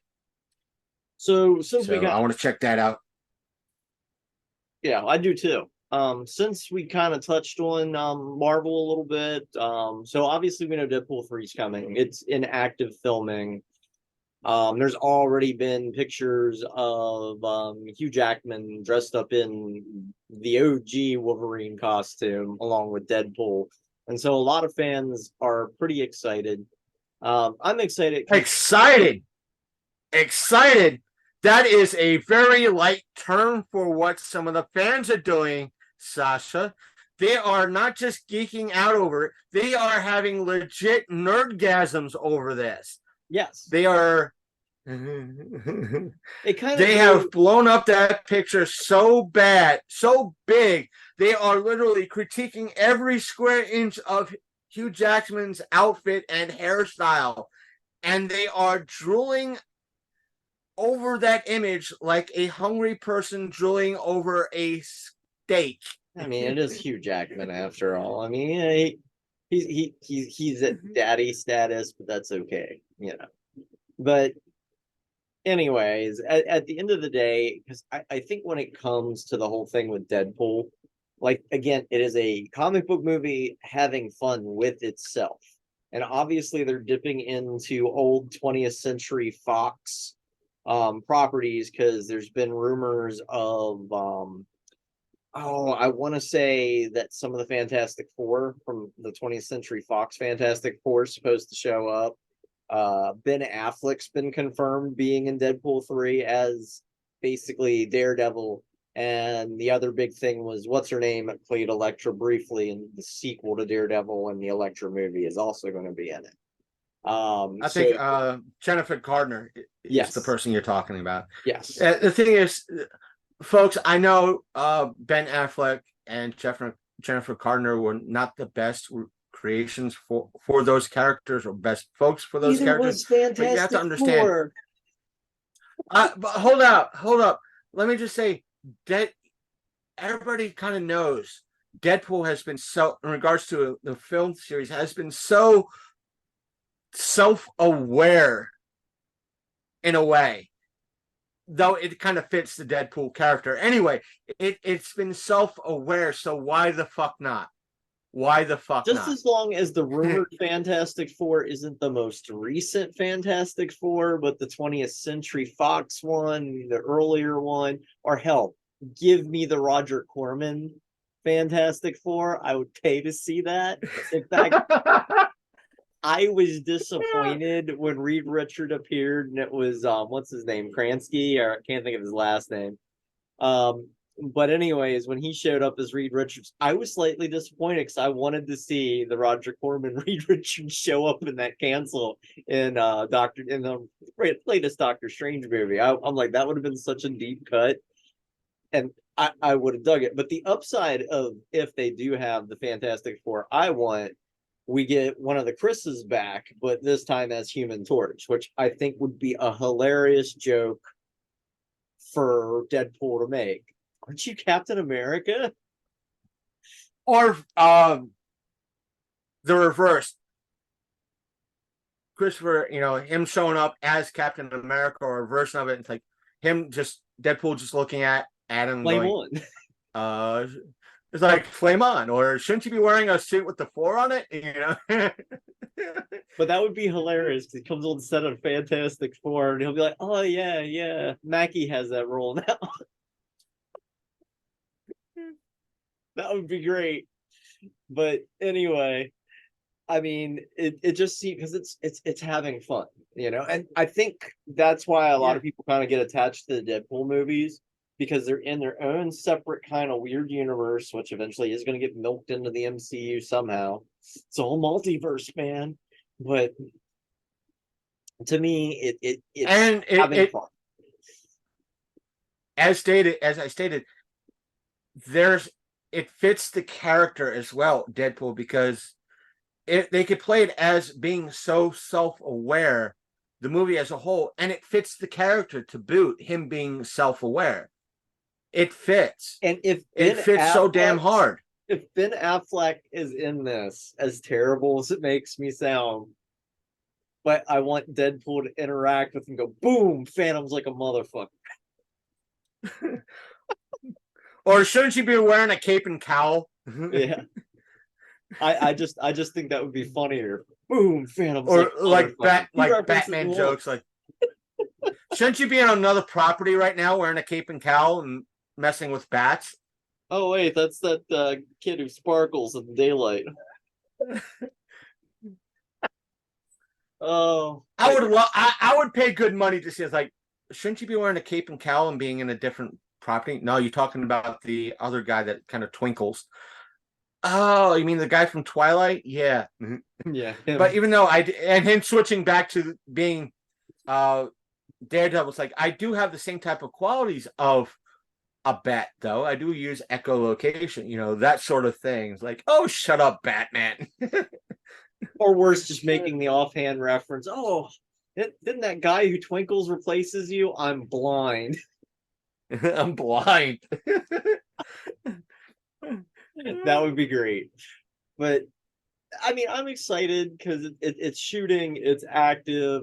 I just hope that it hasn't been Disneyfied, because I still get infinite displeasure every time I'm on Disney Plus, because I always have that odd hope that my favorite Disney movie will appear, and it hasn't yet. Which is Something Wicked This Way Comes. It's not despite the fact that their Disney Plus is removing shit from their platform. Oh yeah, I know they do that, and they edit shit from their platform. Like, look at the stuff from Lilo and Stitch that's been changed. Oh no, some kid might actually hide in the dryer. Or the fact that a little bit of digital hair was added to the back of Daryl Hannah in Splash so they could cover her butt crack. Lovely. Mermaids have hair on their butt. Mm-hmm. Oh, that's besides the fact that what? I said, at least they haven't put Splash 2 and Encino Man 2 up yet. Yes, both things happened. Oh, by the fates. Do not do that. By the fates. Oh, come on, it's trash. We'll watch it. You know what? Do I have... Wait, I have... I gotta filter it out. That should be what I watch tonight while having dinner is probably And yes, see there how is an Encino Man sequel that came out in, I want to say, mid to late 90s, and it was one of those like ABC Disney movies. I don't know if you remember where Disney would have that evening where they would show Yeah. a movie. And yeah, it quietly disappeared. Like I think you can find it on the internet some places. It's one of those things where it should not be found. You know, it doesn't annoy George Lucas, so let's not find it. You know. that's what I tell folks a lot. It's like, well, the uh the Robin Williams version of Flubber was awesome. Like, I am not knocking Robin Williams' performance in that movie at all. Him as a comedian or an actor at all. Rest in peace, Robin Williams. I'm not knocking him at all. But there was a remake before the remake. Oh, no, there wasn't.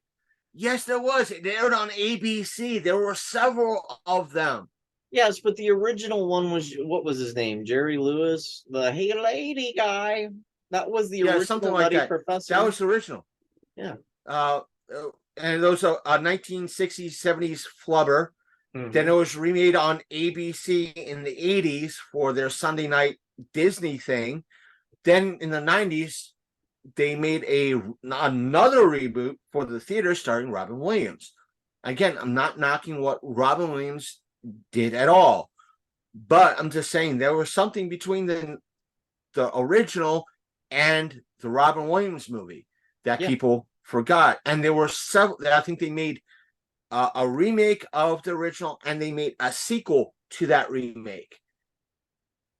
Right. So, and the thing of it is that like there's whole aspects of Disney that gets lost and forgotten. Like how many people remember the Christopher Lloyd My Favorite Martian remake? I do. I I do. just happened to be working at a movie theater when it came out, but I enjoyed it. It's Christopher Lloyd. You know, who's not going to love that? I But still want to get a chance. I still want to get a chance to meet Christopher Lloyd. I want to do that one year. I might not get an autograph, but I want to at least meet him. And folks at home, to give you a little bit of trivia, my gamer tag for Xbox Live is Rev Jim Esquire, and I told that to somebody with my best friend standing next to me. I said, I gave him that gamer tag, and he's like, I don't get it. It's like, why'd you name yourself that? I said, it's a reference.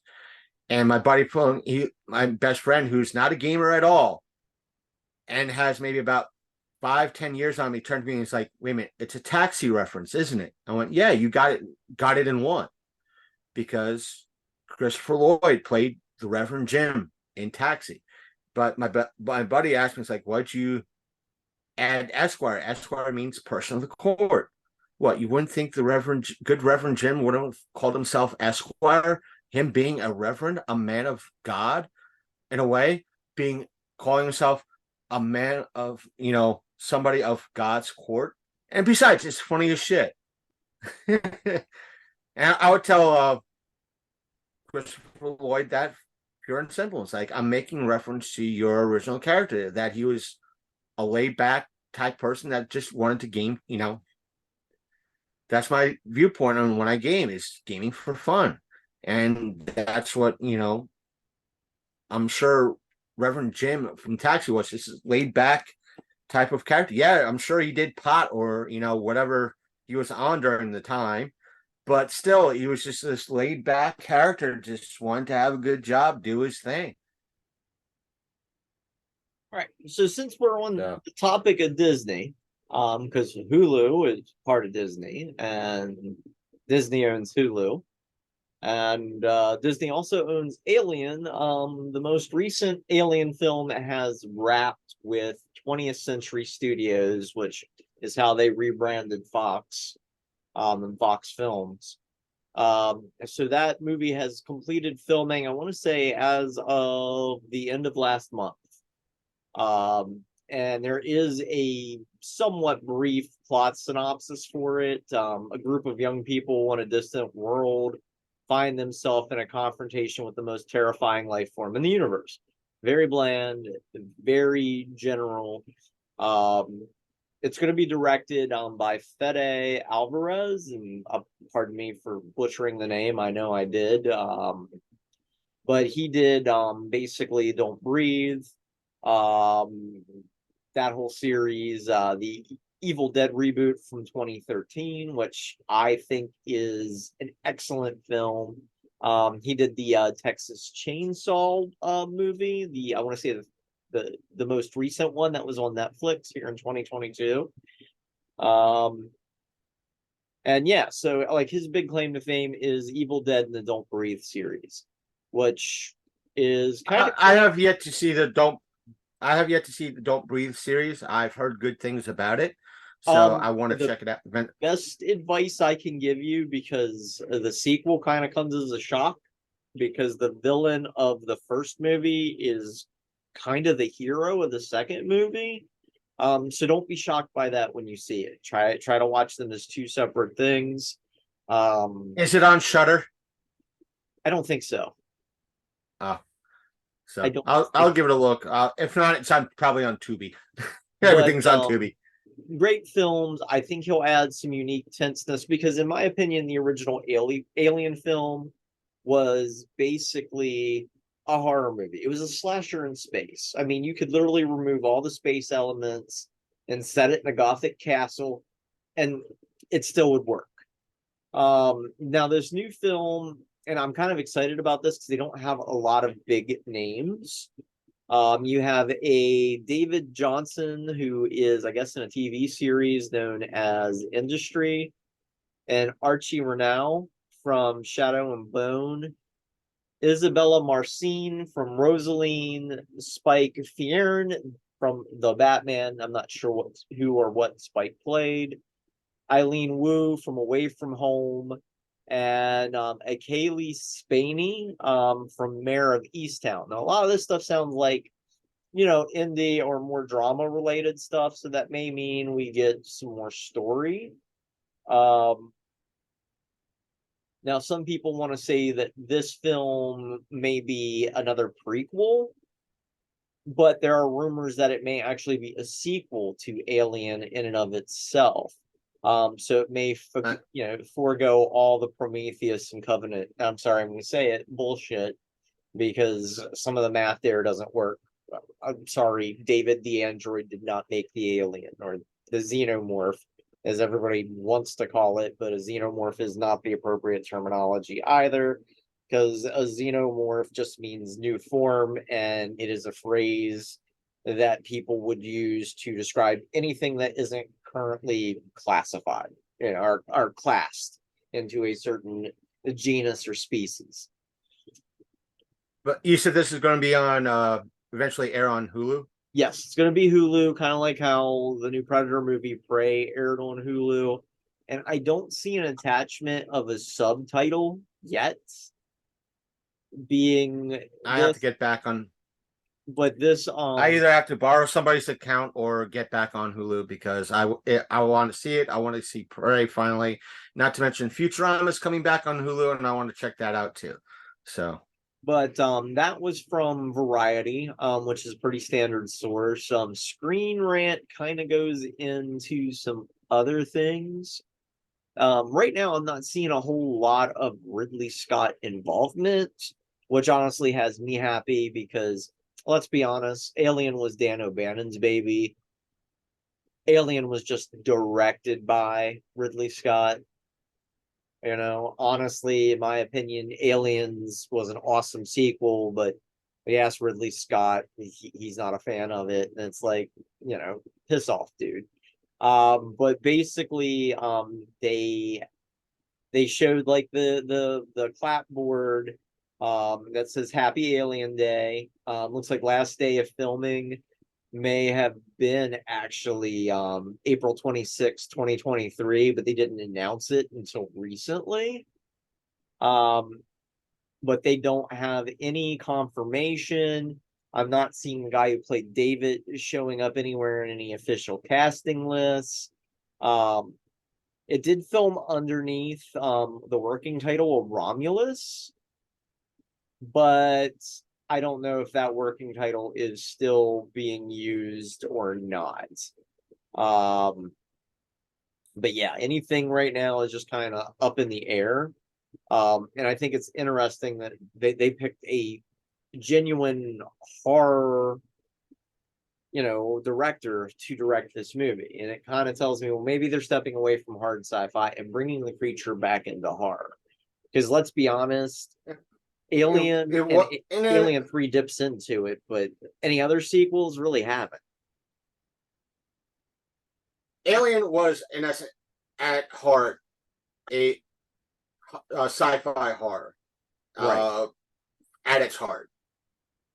Granted, like the way Ghostbusters was, the original Ghostbusters and Afterlife was a comedy horror in a way, or drama horror. It had comedy elements to it, and A I comedic say horror. the Ghostbusters, Yeah. the comedic horror, because it touched it. It had equal amounts to perfection.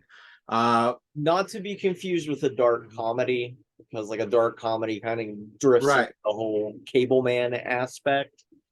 But Ghostbusters wasn't. meaning Ghostbusters had a little bit of light, and it went a little bit of scary, and it went a little bit light. It had enough that it was a roller coaster that it kept you interested in, and it had a little bit of drama in it too. Aliens had the sci-fi aspect, it had the horror, where Aliens had the action. It was an action sci-fi horror, can be classified, because it had the action elements, it had the horror. It went into a different genre. I think that's why it worked. It had equal amounts of everything in it that made, and James Cameron there were issues from everybody would tell you behind the scenes, but there was a lot of folks that, still, then look at the end product. James Cameron made equal parts of that movie work. He added enough action in it that the people who love action love it. I still enough love how to he make things... pitched that movie, though. He literally went to a bunch of 20th Century Fox executives, and he's like, I want to make a sequel to Alien. So he wrote Alien up there. And then he's like, but here's the change. He puts the $ at the end of Alien, making Aliens. And like the board members were just eating out of his hand after that. And I'm like, that is such a baller's 80s move that you would not get away with that today. But he made it work. He did, it was a very good movie. It was very good. Made it for a fraction of the budget of the original film, because a lot of people don't know this. Like, most sequels are made with nowhere near the budget of the first movie, because a lot of them don't think it's going to work as a franchise. So you got to film it at almost half or less of the original budget. But because I'm agreeing with you. Yeah. But because I'm agreeing with you. Went to the Roger Corman school of how to make movies, he could make a dime look like $1. He could stretch that. Same. That's why I have a lot of respect for Robert Rodriguez. Make it look like he has $1 million.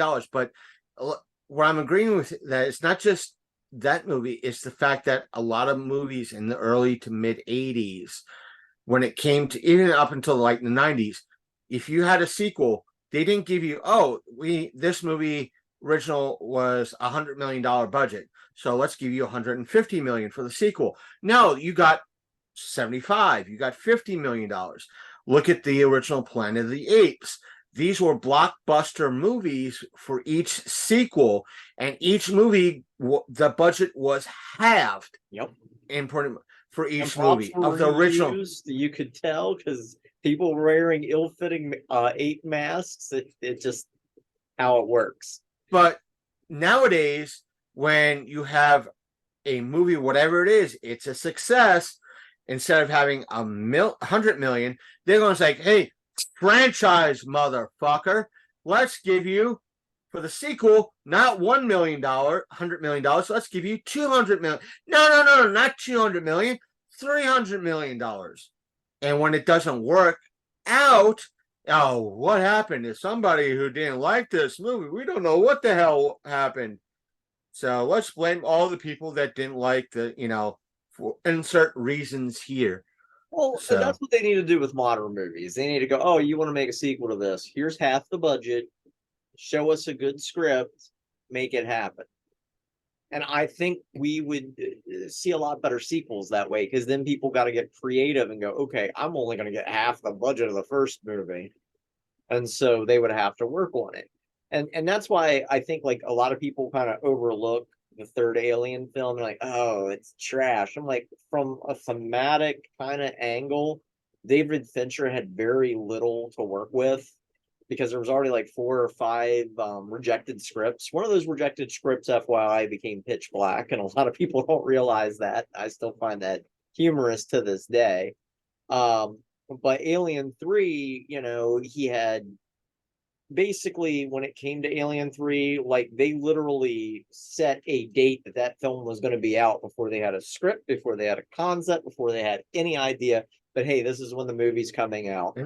And it lost so many directors and creators that I think what David Fincher did create, even though it was fucked and clearly not his vision, that's why you can watch the work print of Alien 3 and you can see it's a little bit of a better film, but there's no such thing as a director's cut for that movie because he didn't really have much control. They're like, here's this shit show. Again, I'll say this. That, and both, I think Sasha could agree. It's like when I said it before on the show, and I said it to Sasha, when I initially saw James Cameron and Robert Rodriguez part of the movie Alita Battle Angel, I was down for that. I wanted to see the trailer. I wanted to see the movie because it was two people that know how to do a story and know how to do things. If you want to look at James Cameron knowing how to do a story, his past doing stuff on a budget. Besides that, Robert Rodriguez doing stuff. We're not talking Avatar. We're not talking Avatar. We're talking about stuff in the past that James Cameron has done in regards to story-wise. Now it's, hey, here's $100 million. Robert Rodriguez will be like, I'll call in every freaking favor I can to do this movie and owe people so much to make this $100 million movie look like it's $500 million. And seeing the movie, were there some changes from the OG manga? Yes. And cartoon? Yes. But I see where he was going with it. He was using the second volume as a bridge between, or attempting to use that second book as a bridge between 2 and 3. One and first movie and the second one.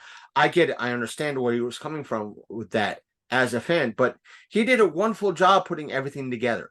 Wonderful job, and he gets mad props with it. Yeah, does James Cameron have a tendency to be a freaking ass? Yes, he does, and an attitude. But just a lot of his works, he does have a lot of respect. But when it comes to like Alien 3, like the point I'm making here, like from a thematic angle, it makes sense because you have the whole situation with Ripley in the first movie where she's kind of defined as the character. And the second one is kind of regaining her motherhood while facing against motherhood. And then the third film is basically her death and her ending. To a degree, I like Resurrection, but I think Alien 3 goes back into the horror angle because you're back to, okay, we don't have a lot of Marines, we don't have a lot of guns. We're in a prison and we got to take this mother out, as well as Ripley because she's carrying a queen mother, which I think is kind of an interesting concept. And yes, if Fincher had more time to develop the script and more time to shoot other than this set in stone deadline, I think it could have been turned into something a lot better than what it was. But you had a horror movie, then an action, and a horror. And Resurrection, in my opinion, kind of went the route of action more than anything else. Prometheus and Covenant. Prometheus, I don't even want to call that an alien movie. It doesn't feel like an alien movie. It feels like the alien bits were kind of shoved in there. To me, the creature that was aboard the ship in Alien will forever be the space jockey. These engineers are their own separate thing. you know. And then Covenant, obviously, that was a full-on alien movie that kind of cribbed from Prometheus a little bit, and it just felt like a clusterfuck. And I think to have Fede Alvarez, a pure horror director and writer, to do this one, I think is the right choice. I just, I just am dreading to see Ridley Scott name pop up anywhere, or to see that there's anything else being added from like Greek mythology. Because the whole Alien Romulus, it kind of made me cringe because that kind of dips into Greek and Latin mythology as well. And I'm like, let's not go down the Ridley Scott route. Let's make this fresh. Let's make this different, but let's not make it a remake. Let's just basically have it as either a direct sequel to Alien or somebody else who comes across the creature in their travels and make it its own thing. But that I'm looking forward to it, because to see that Hulu, aka Disney, aka 20th Century Films is involved after Prey, I'm excited because I want to see what they do with it. But I've been dreading and watching news to see if Ridley's name popped up. I don't know. Have you seen Prey yet, Chris? No, I haven't. I've been, I won't say neglecting or anything like that. Just that, as of right now, I do not have access to Hulu. I was borrowing somebody's account, and due to, I want to say, Disney Hulu weirdness, I lost access to that account because I tried to log in. I think I wasn't on my Xbox for a while, and when I went to finally re-log in, I was booted off, or there was an update to Hulu. And when I went to log in with their credentials, their login and pass, I kept getting, this is not a password. This is not, I'm like, and when I messaged them, it's like, oh, we changed it. I was like, okay, what's the new, login and pass? It's this. Again, sorry, that's not the password. I tried everything with uppercase, lowercase. If I get you a copy for review purposes only, would you be that cringy about it? No, I'll just have to probably pop it in my PS3. I mean, my PS4, or the best way I can put it is you know how like sometimes I send you these episodes, you might just happen to get a link to a Google Drive and you can watch it on something, or download it and then watch it on something. True, or if you know somebody that has a Hulu account that is willing to let me borrow for a few days, I'll be more than happy. Either way, I won't. I'm not the kind of person that's going to mess up their algorithms. I'll tell you that right now. Oh no. I'm just saying because my much maligned review needs to be done, and there's only one way for me to grab a copy of it for me to review because they haven't put it on physical media yet. So I'm going to have to creatively get a hold of it, utilizing some of my own equipment that I have around here that I've accessed in the past that allows me to, how can I put best, stream video games, but I can also record stuff off of HDMI ports now. So it would be an HD quality cut that you could see and use for editing purposes at your wish, but do not dispense commercially. Interesting. So I always make that offer to a lot of folks, like, well, if you let me mooch off your account, I will not. If I have the capability, like I did with my friend's account with Paramount Plus, it's like, yeah, if I immediately log in and I'm not instructed to create my own profile and I'm immediately tossed into your profile, I'll see if I could add a profile. That way I'm not messing anything up on your end. Yeah, I don't worry about that. It's just that mine's a hand-me-down too, so to speak. I'm trying not to muddle the waters too much. Right. But I think I can get you a copy. I have ways. I have to rewatch it again because I've had a few people go, where's the Predator retrospective? We have the Alien retrospective, kind of, because goddamn YouTube and goddamn Facebook, so people now have to grab episodes from one site or the other, but still, it's there, it's available. But I will say this: when I borrowed a buddy of mine password for Netflix, this was before you were able to add additional profiles, and before Netflix decided, you know what, we're going to renege the whole aspect of password sharing. What I do is I would be on he'd understand, because Netflix would have what recently watched, and he'd see the path I was taking in regards to what I was watching, and be like, oh, I'd be on this like nature fix. I'll be watching about like, oh, sea life, land life, air life, like watching stuff about fish, then land animals, then air animals like birds and the whatnot. Then it would go from that to, you know, outer space, potential life on outer space. But somewhere in all these movies would be like Dora the Explorer or Scooby Doo or something like that. You'd be like, or it'd be like slasher movie, slasher movie, slasher movie, slasher movie, slasher movie. Very Odd Parents. So you'd be like, what the fuck were you thinking? I was following your logic the whole way through.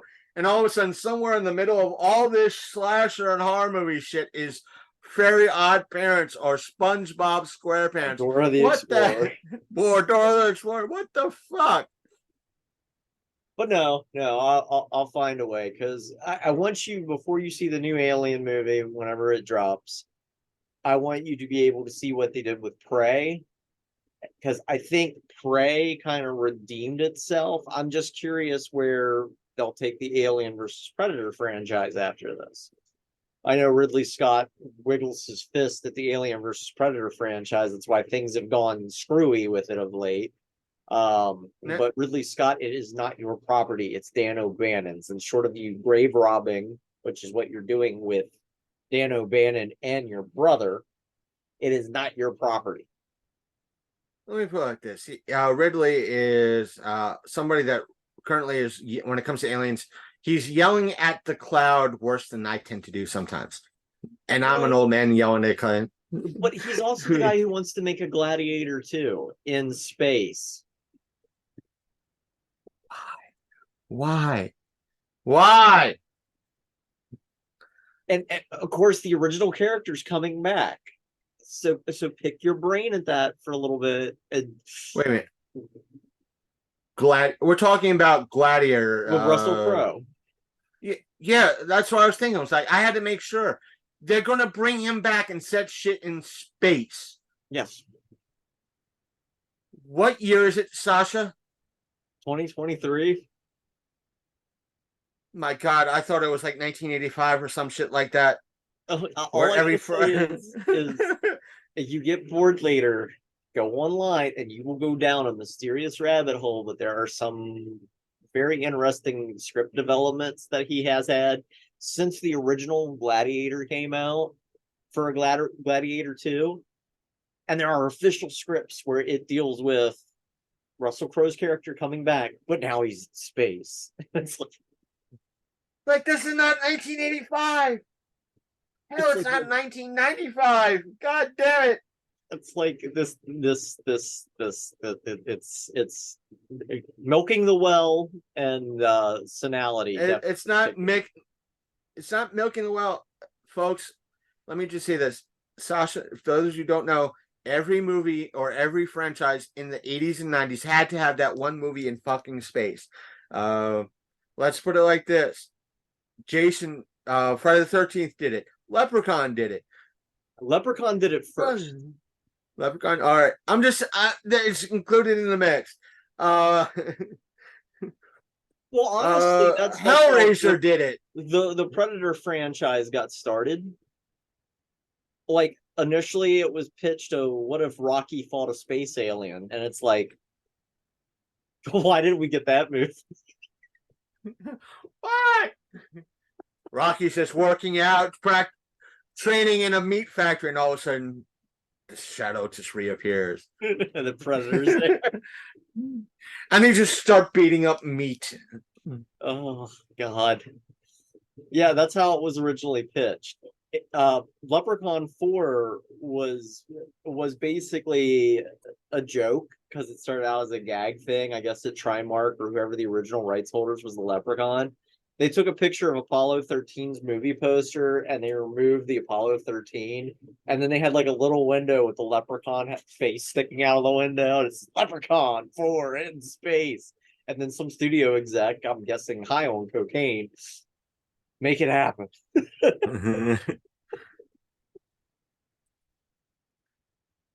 Kind of because we went down a hashtag rant. Do you want to talk about the? I know you want to talk about the Murder She Wrote, or Murder She Murder Rewrote. She Wrote. Well, rewrote. We know very little on this. It has started out as online speculation. But as you know, Because why not?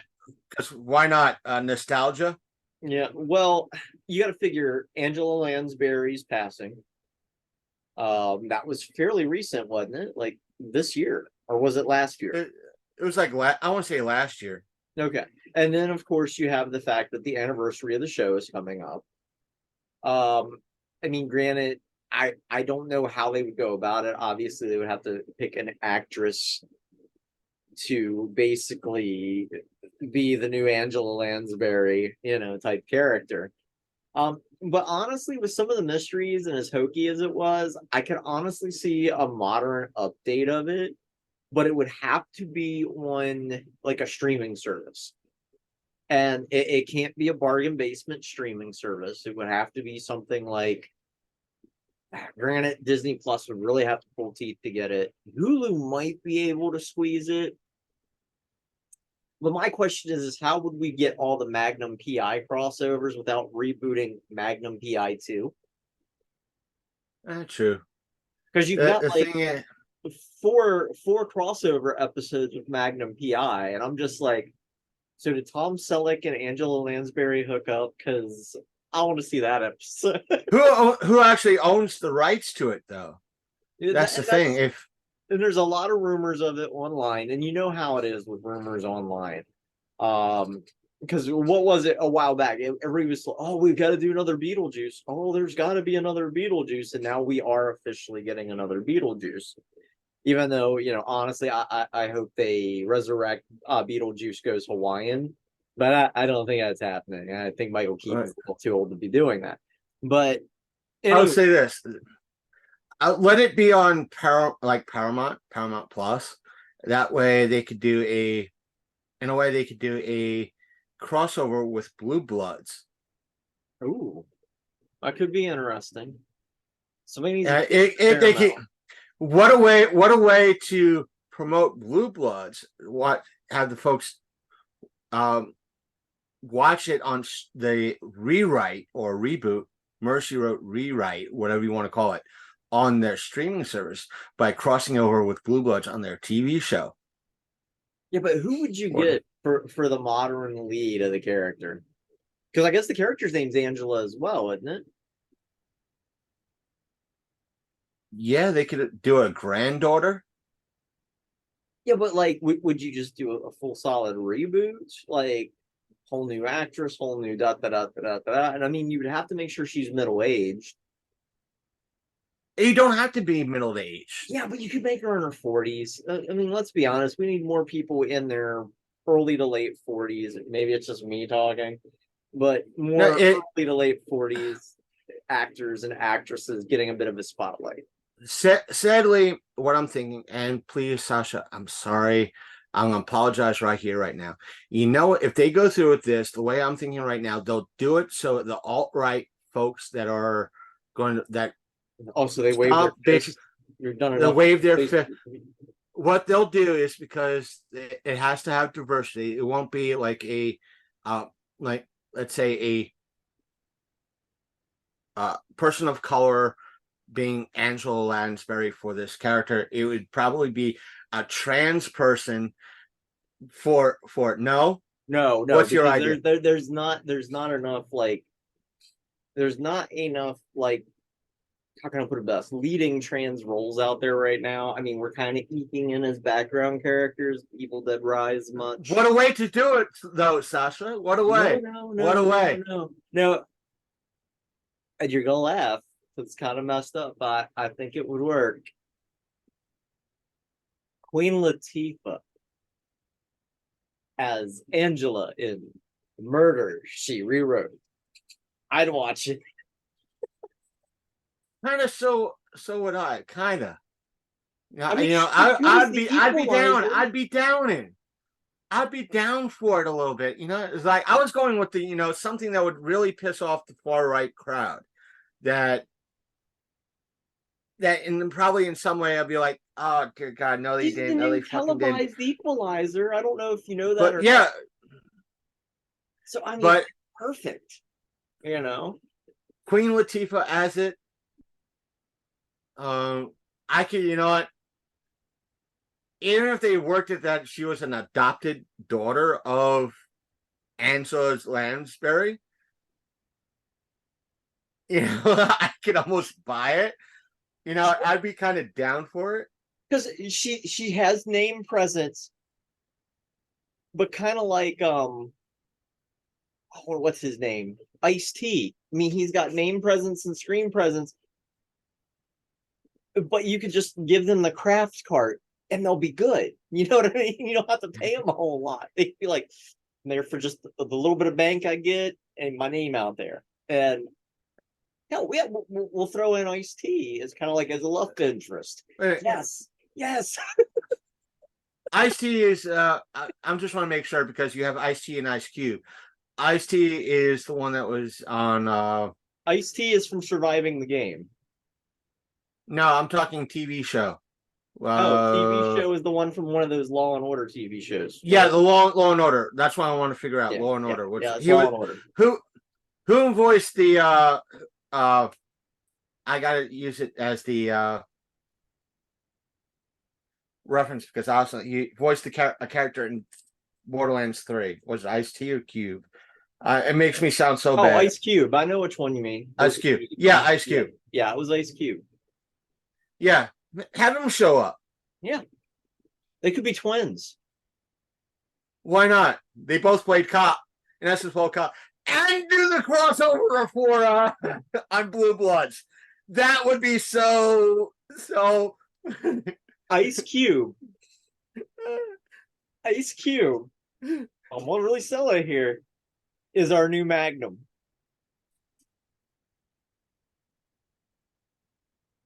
Instead of Hawaii in the hood, New York City hood, that would bring in Blue Blood. No, we would still do it with the Hawaiian shirt on, just because. Yeah, have him do it with the Hawaiian shirt on, but he's based in New York City. That way, And he can also tie in. Higgins can be Ice-T.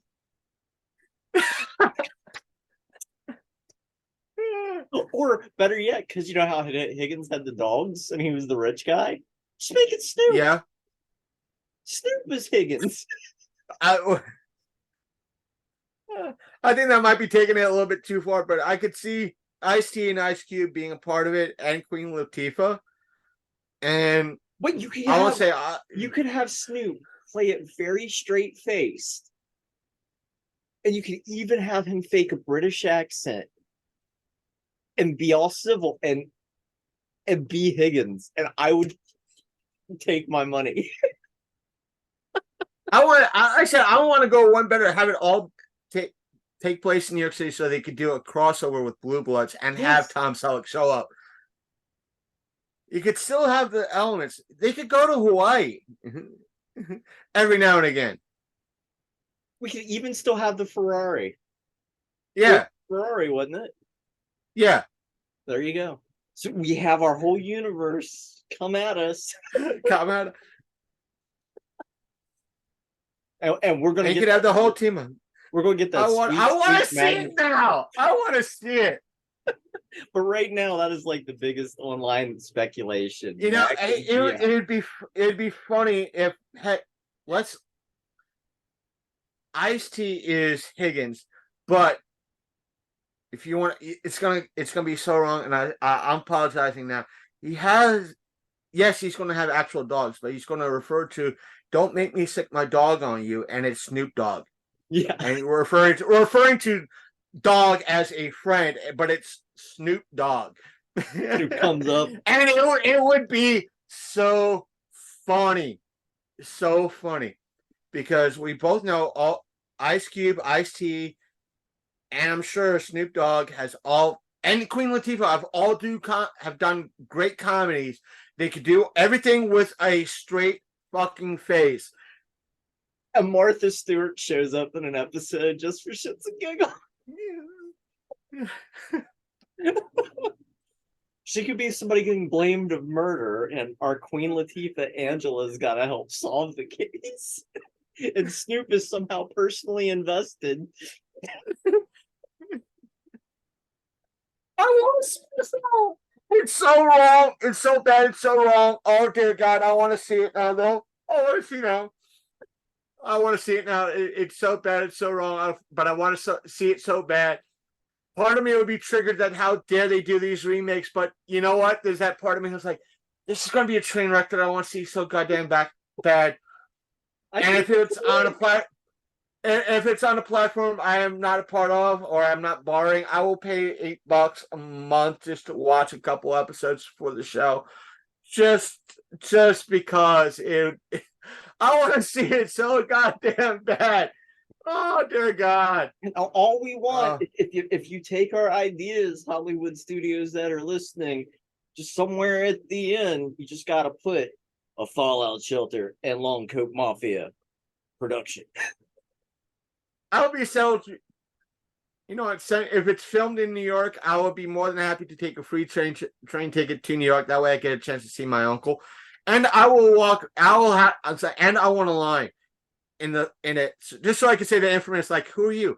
I'm a gamer and I'm wearing a bikini, and just wander off.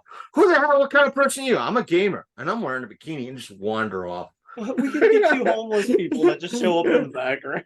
You're wearing a bikini to make money.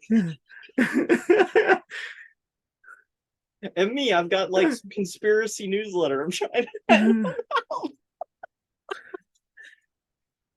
It would be perfect. But yes, as long as if their Snoop Dogg is there and they interact with it, I was like, if he says, "Why the hell are you looking like that?" Hey, it's the way I want to be. It's the only way I can make money. Why do you want to be my pimp? I would say that to him. But God, I think we just pitched two shows there. We've got a Magnum PI reboot and Murder She Rewrote.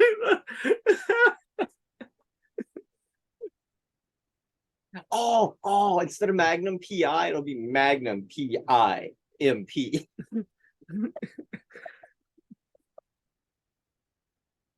ABC or whoever owns the rights, if you want to propose this and you do this, you can send any old funds for the idea to our tip jar, which the links will be in this somewhere through the link tree.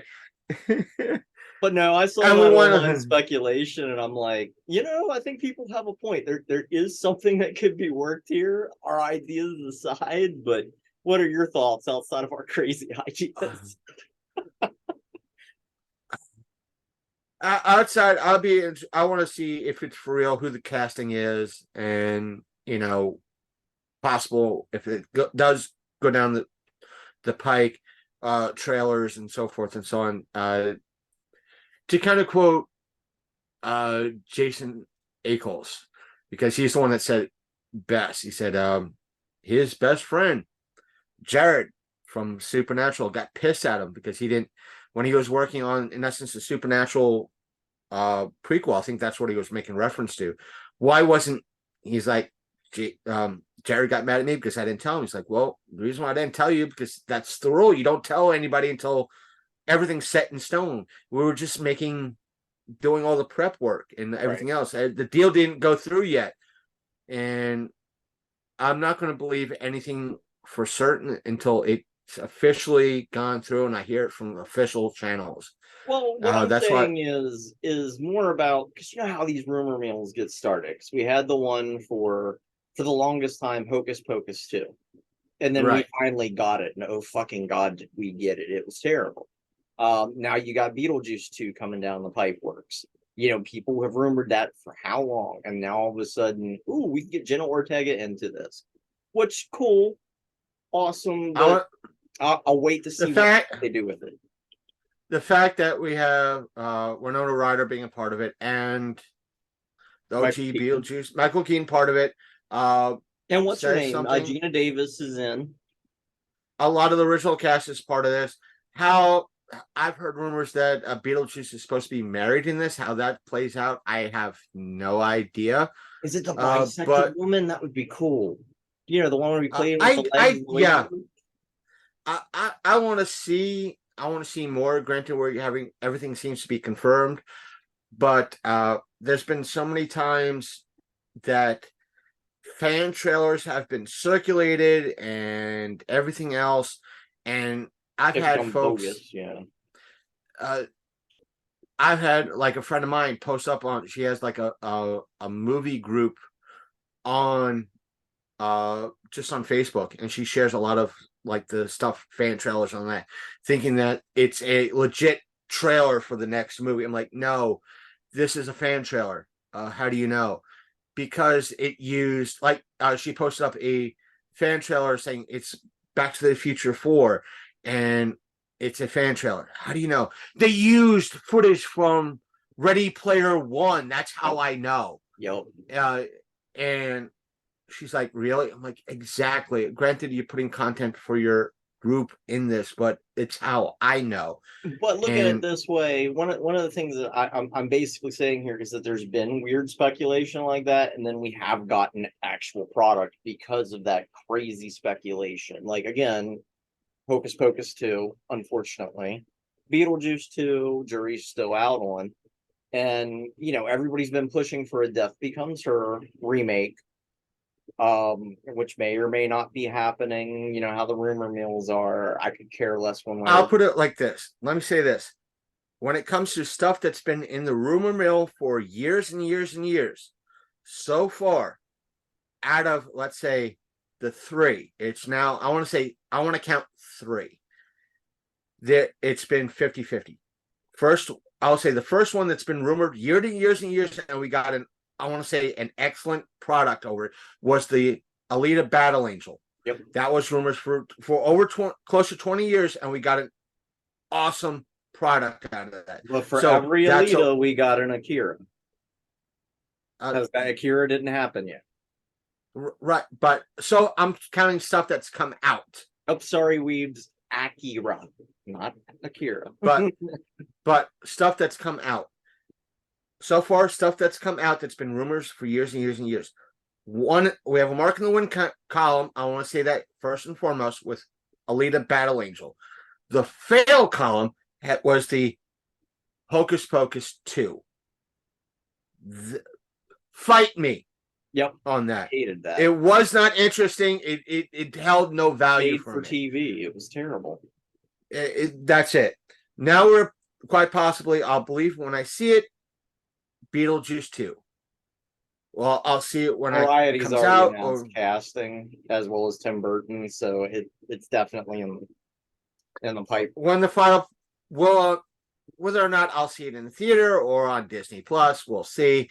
Either way, good chance we'll talk about it here on the show, and it'll be shared to the standard platforms. So, I think we got a good pitch here.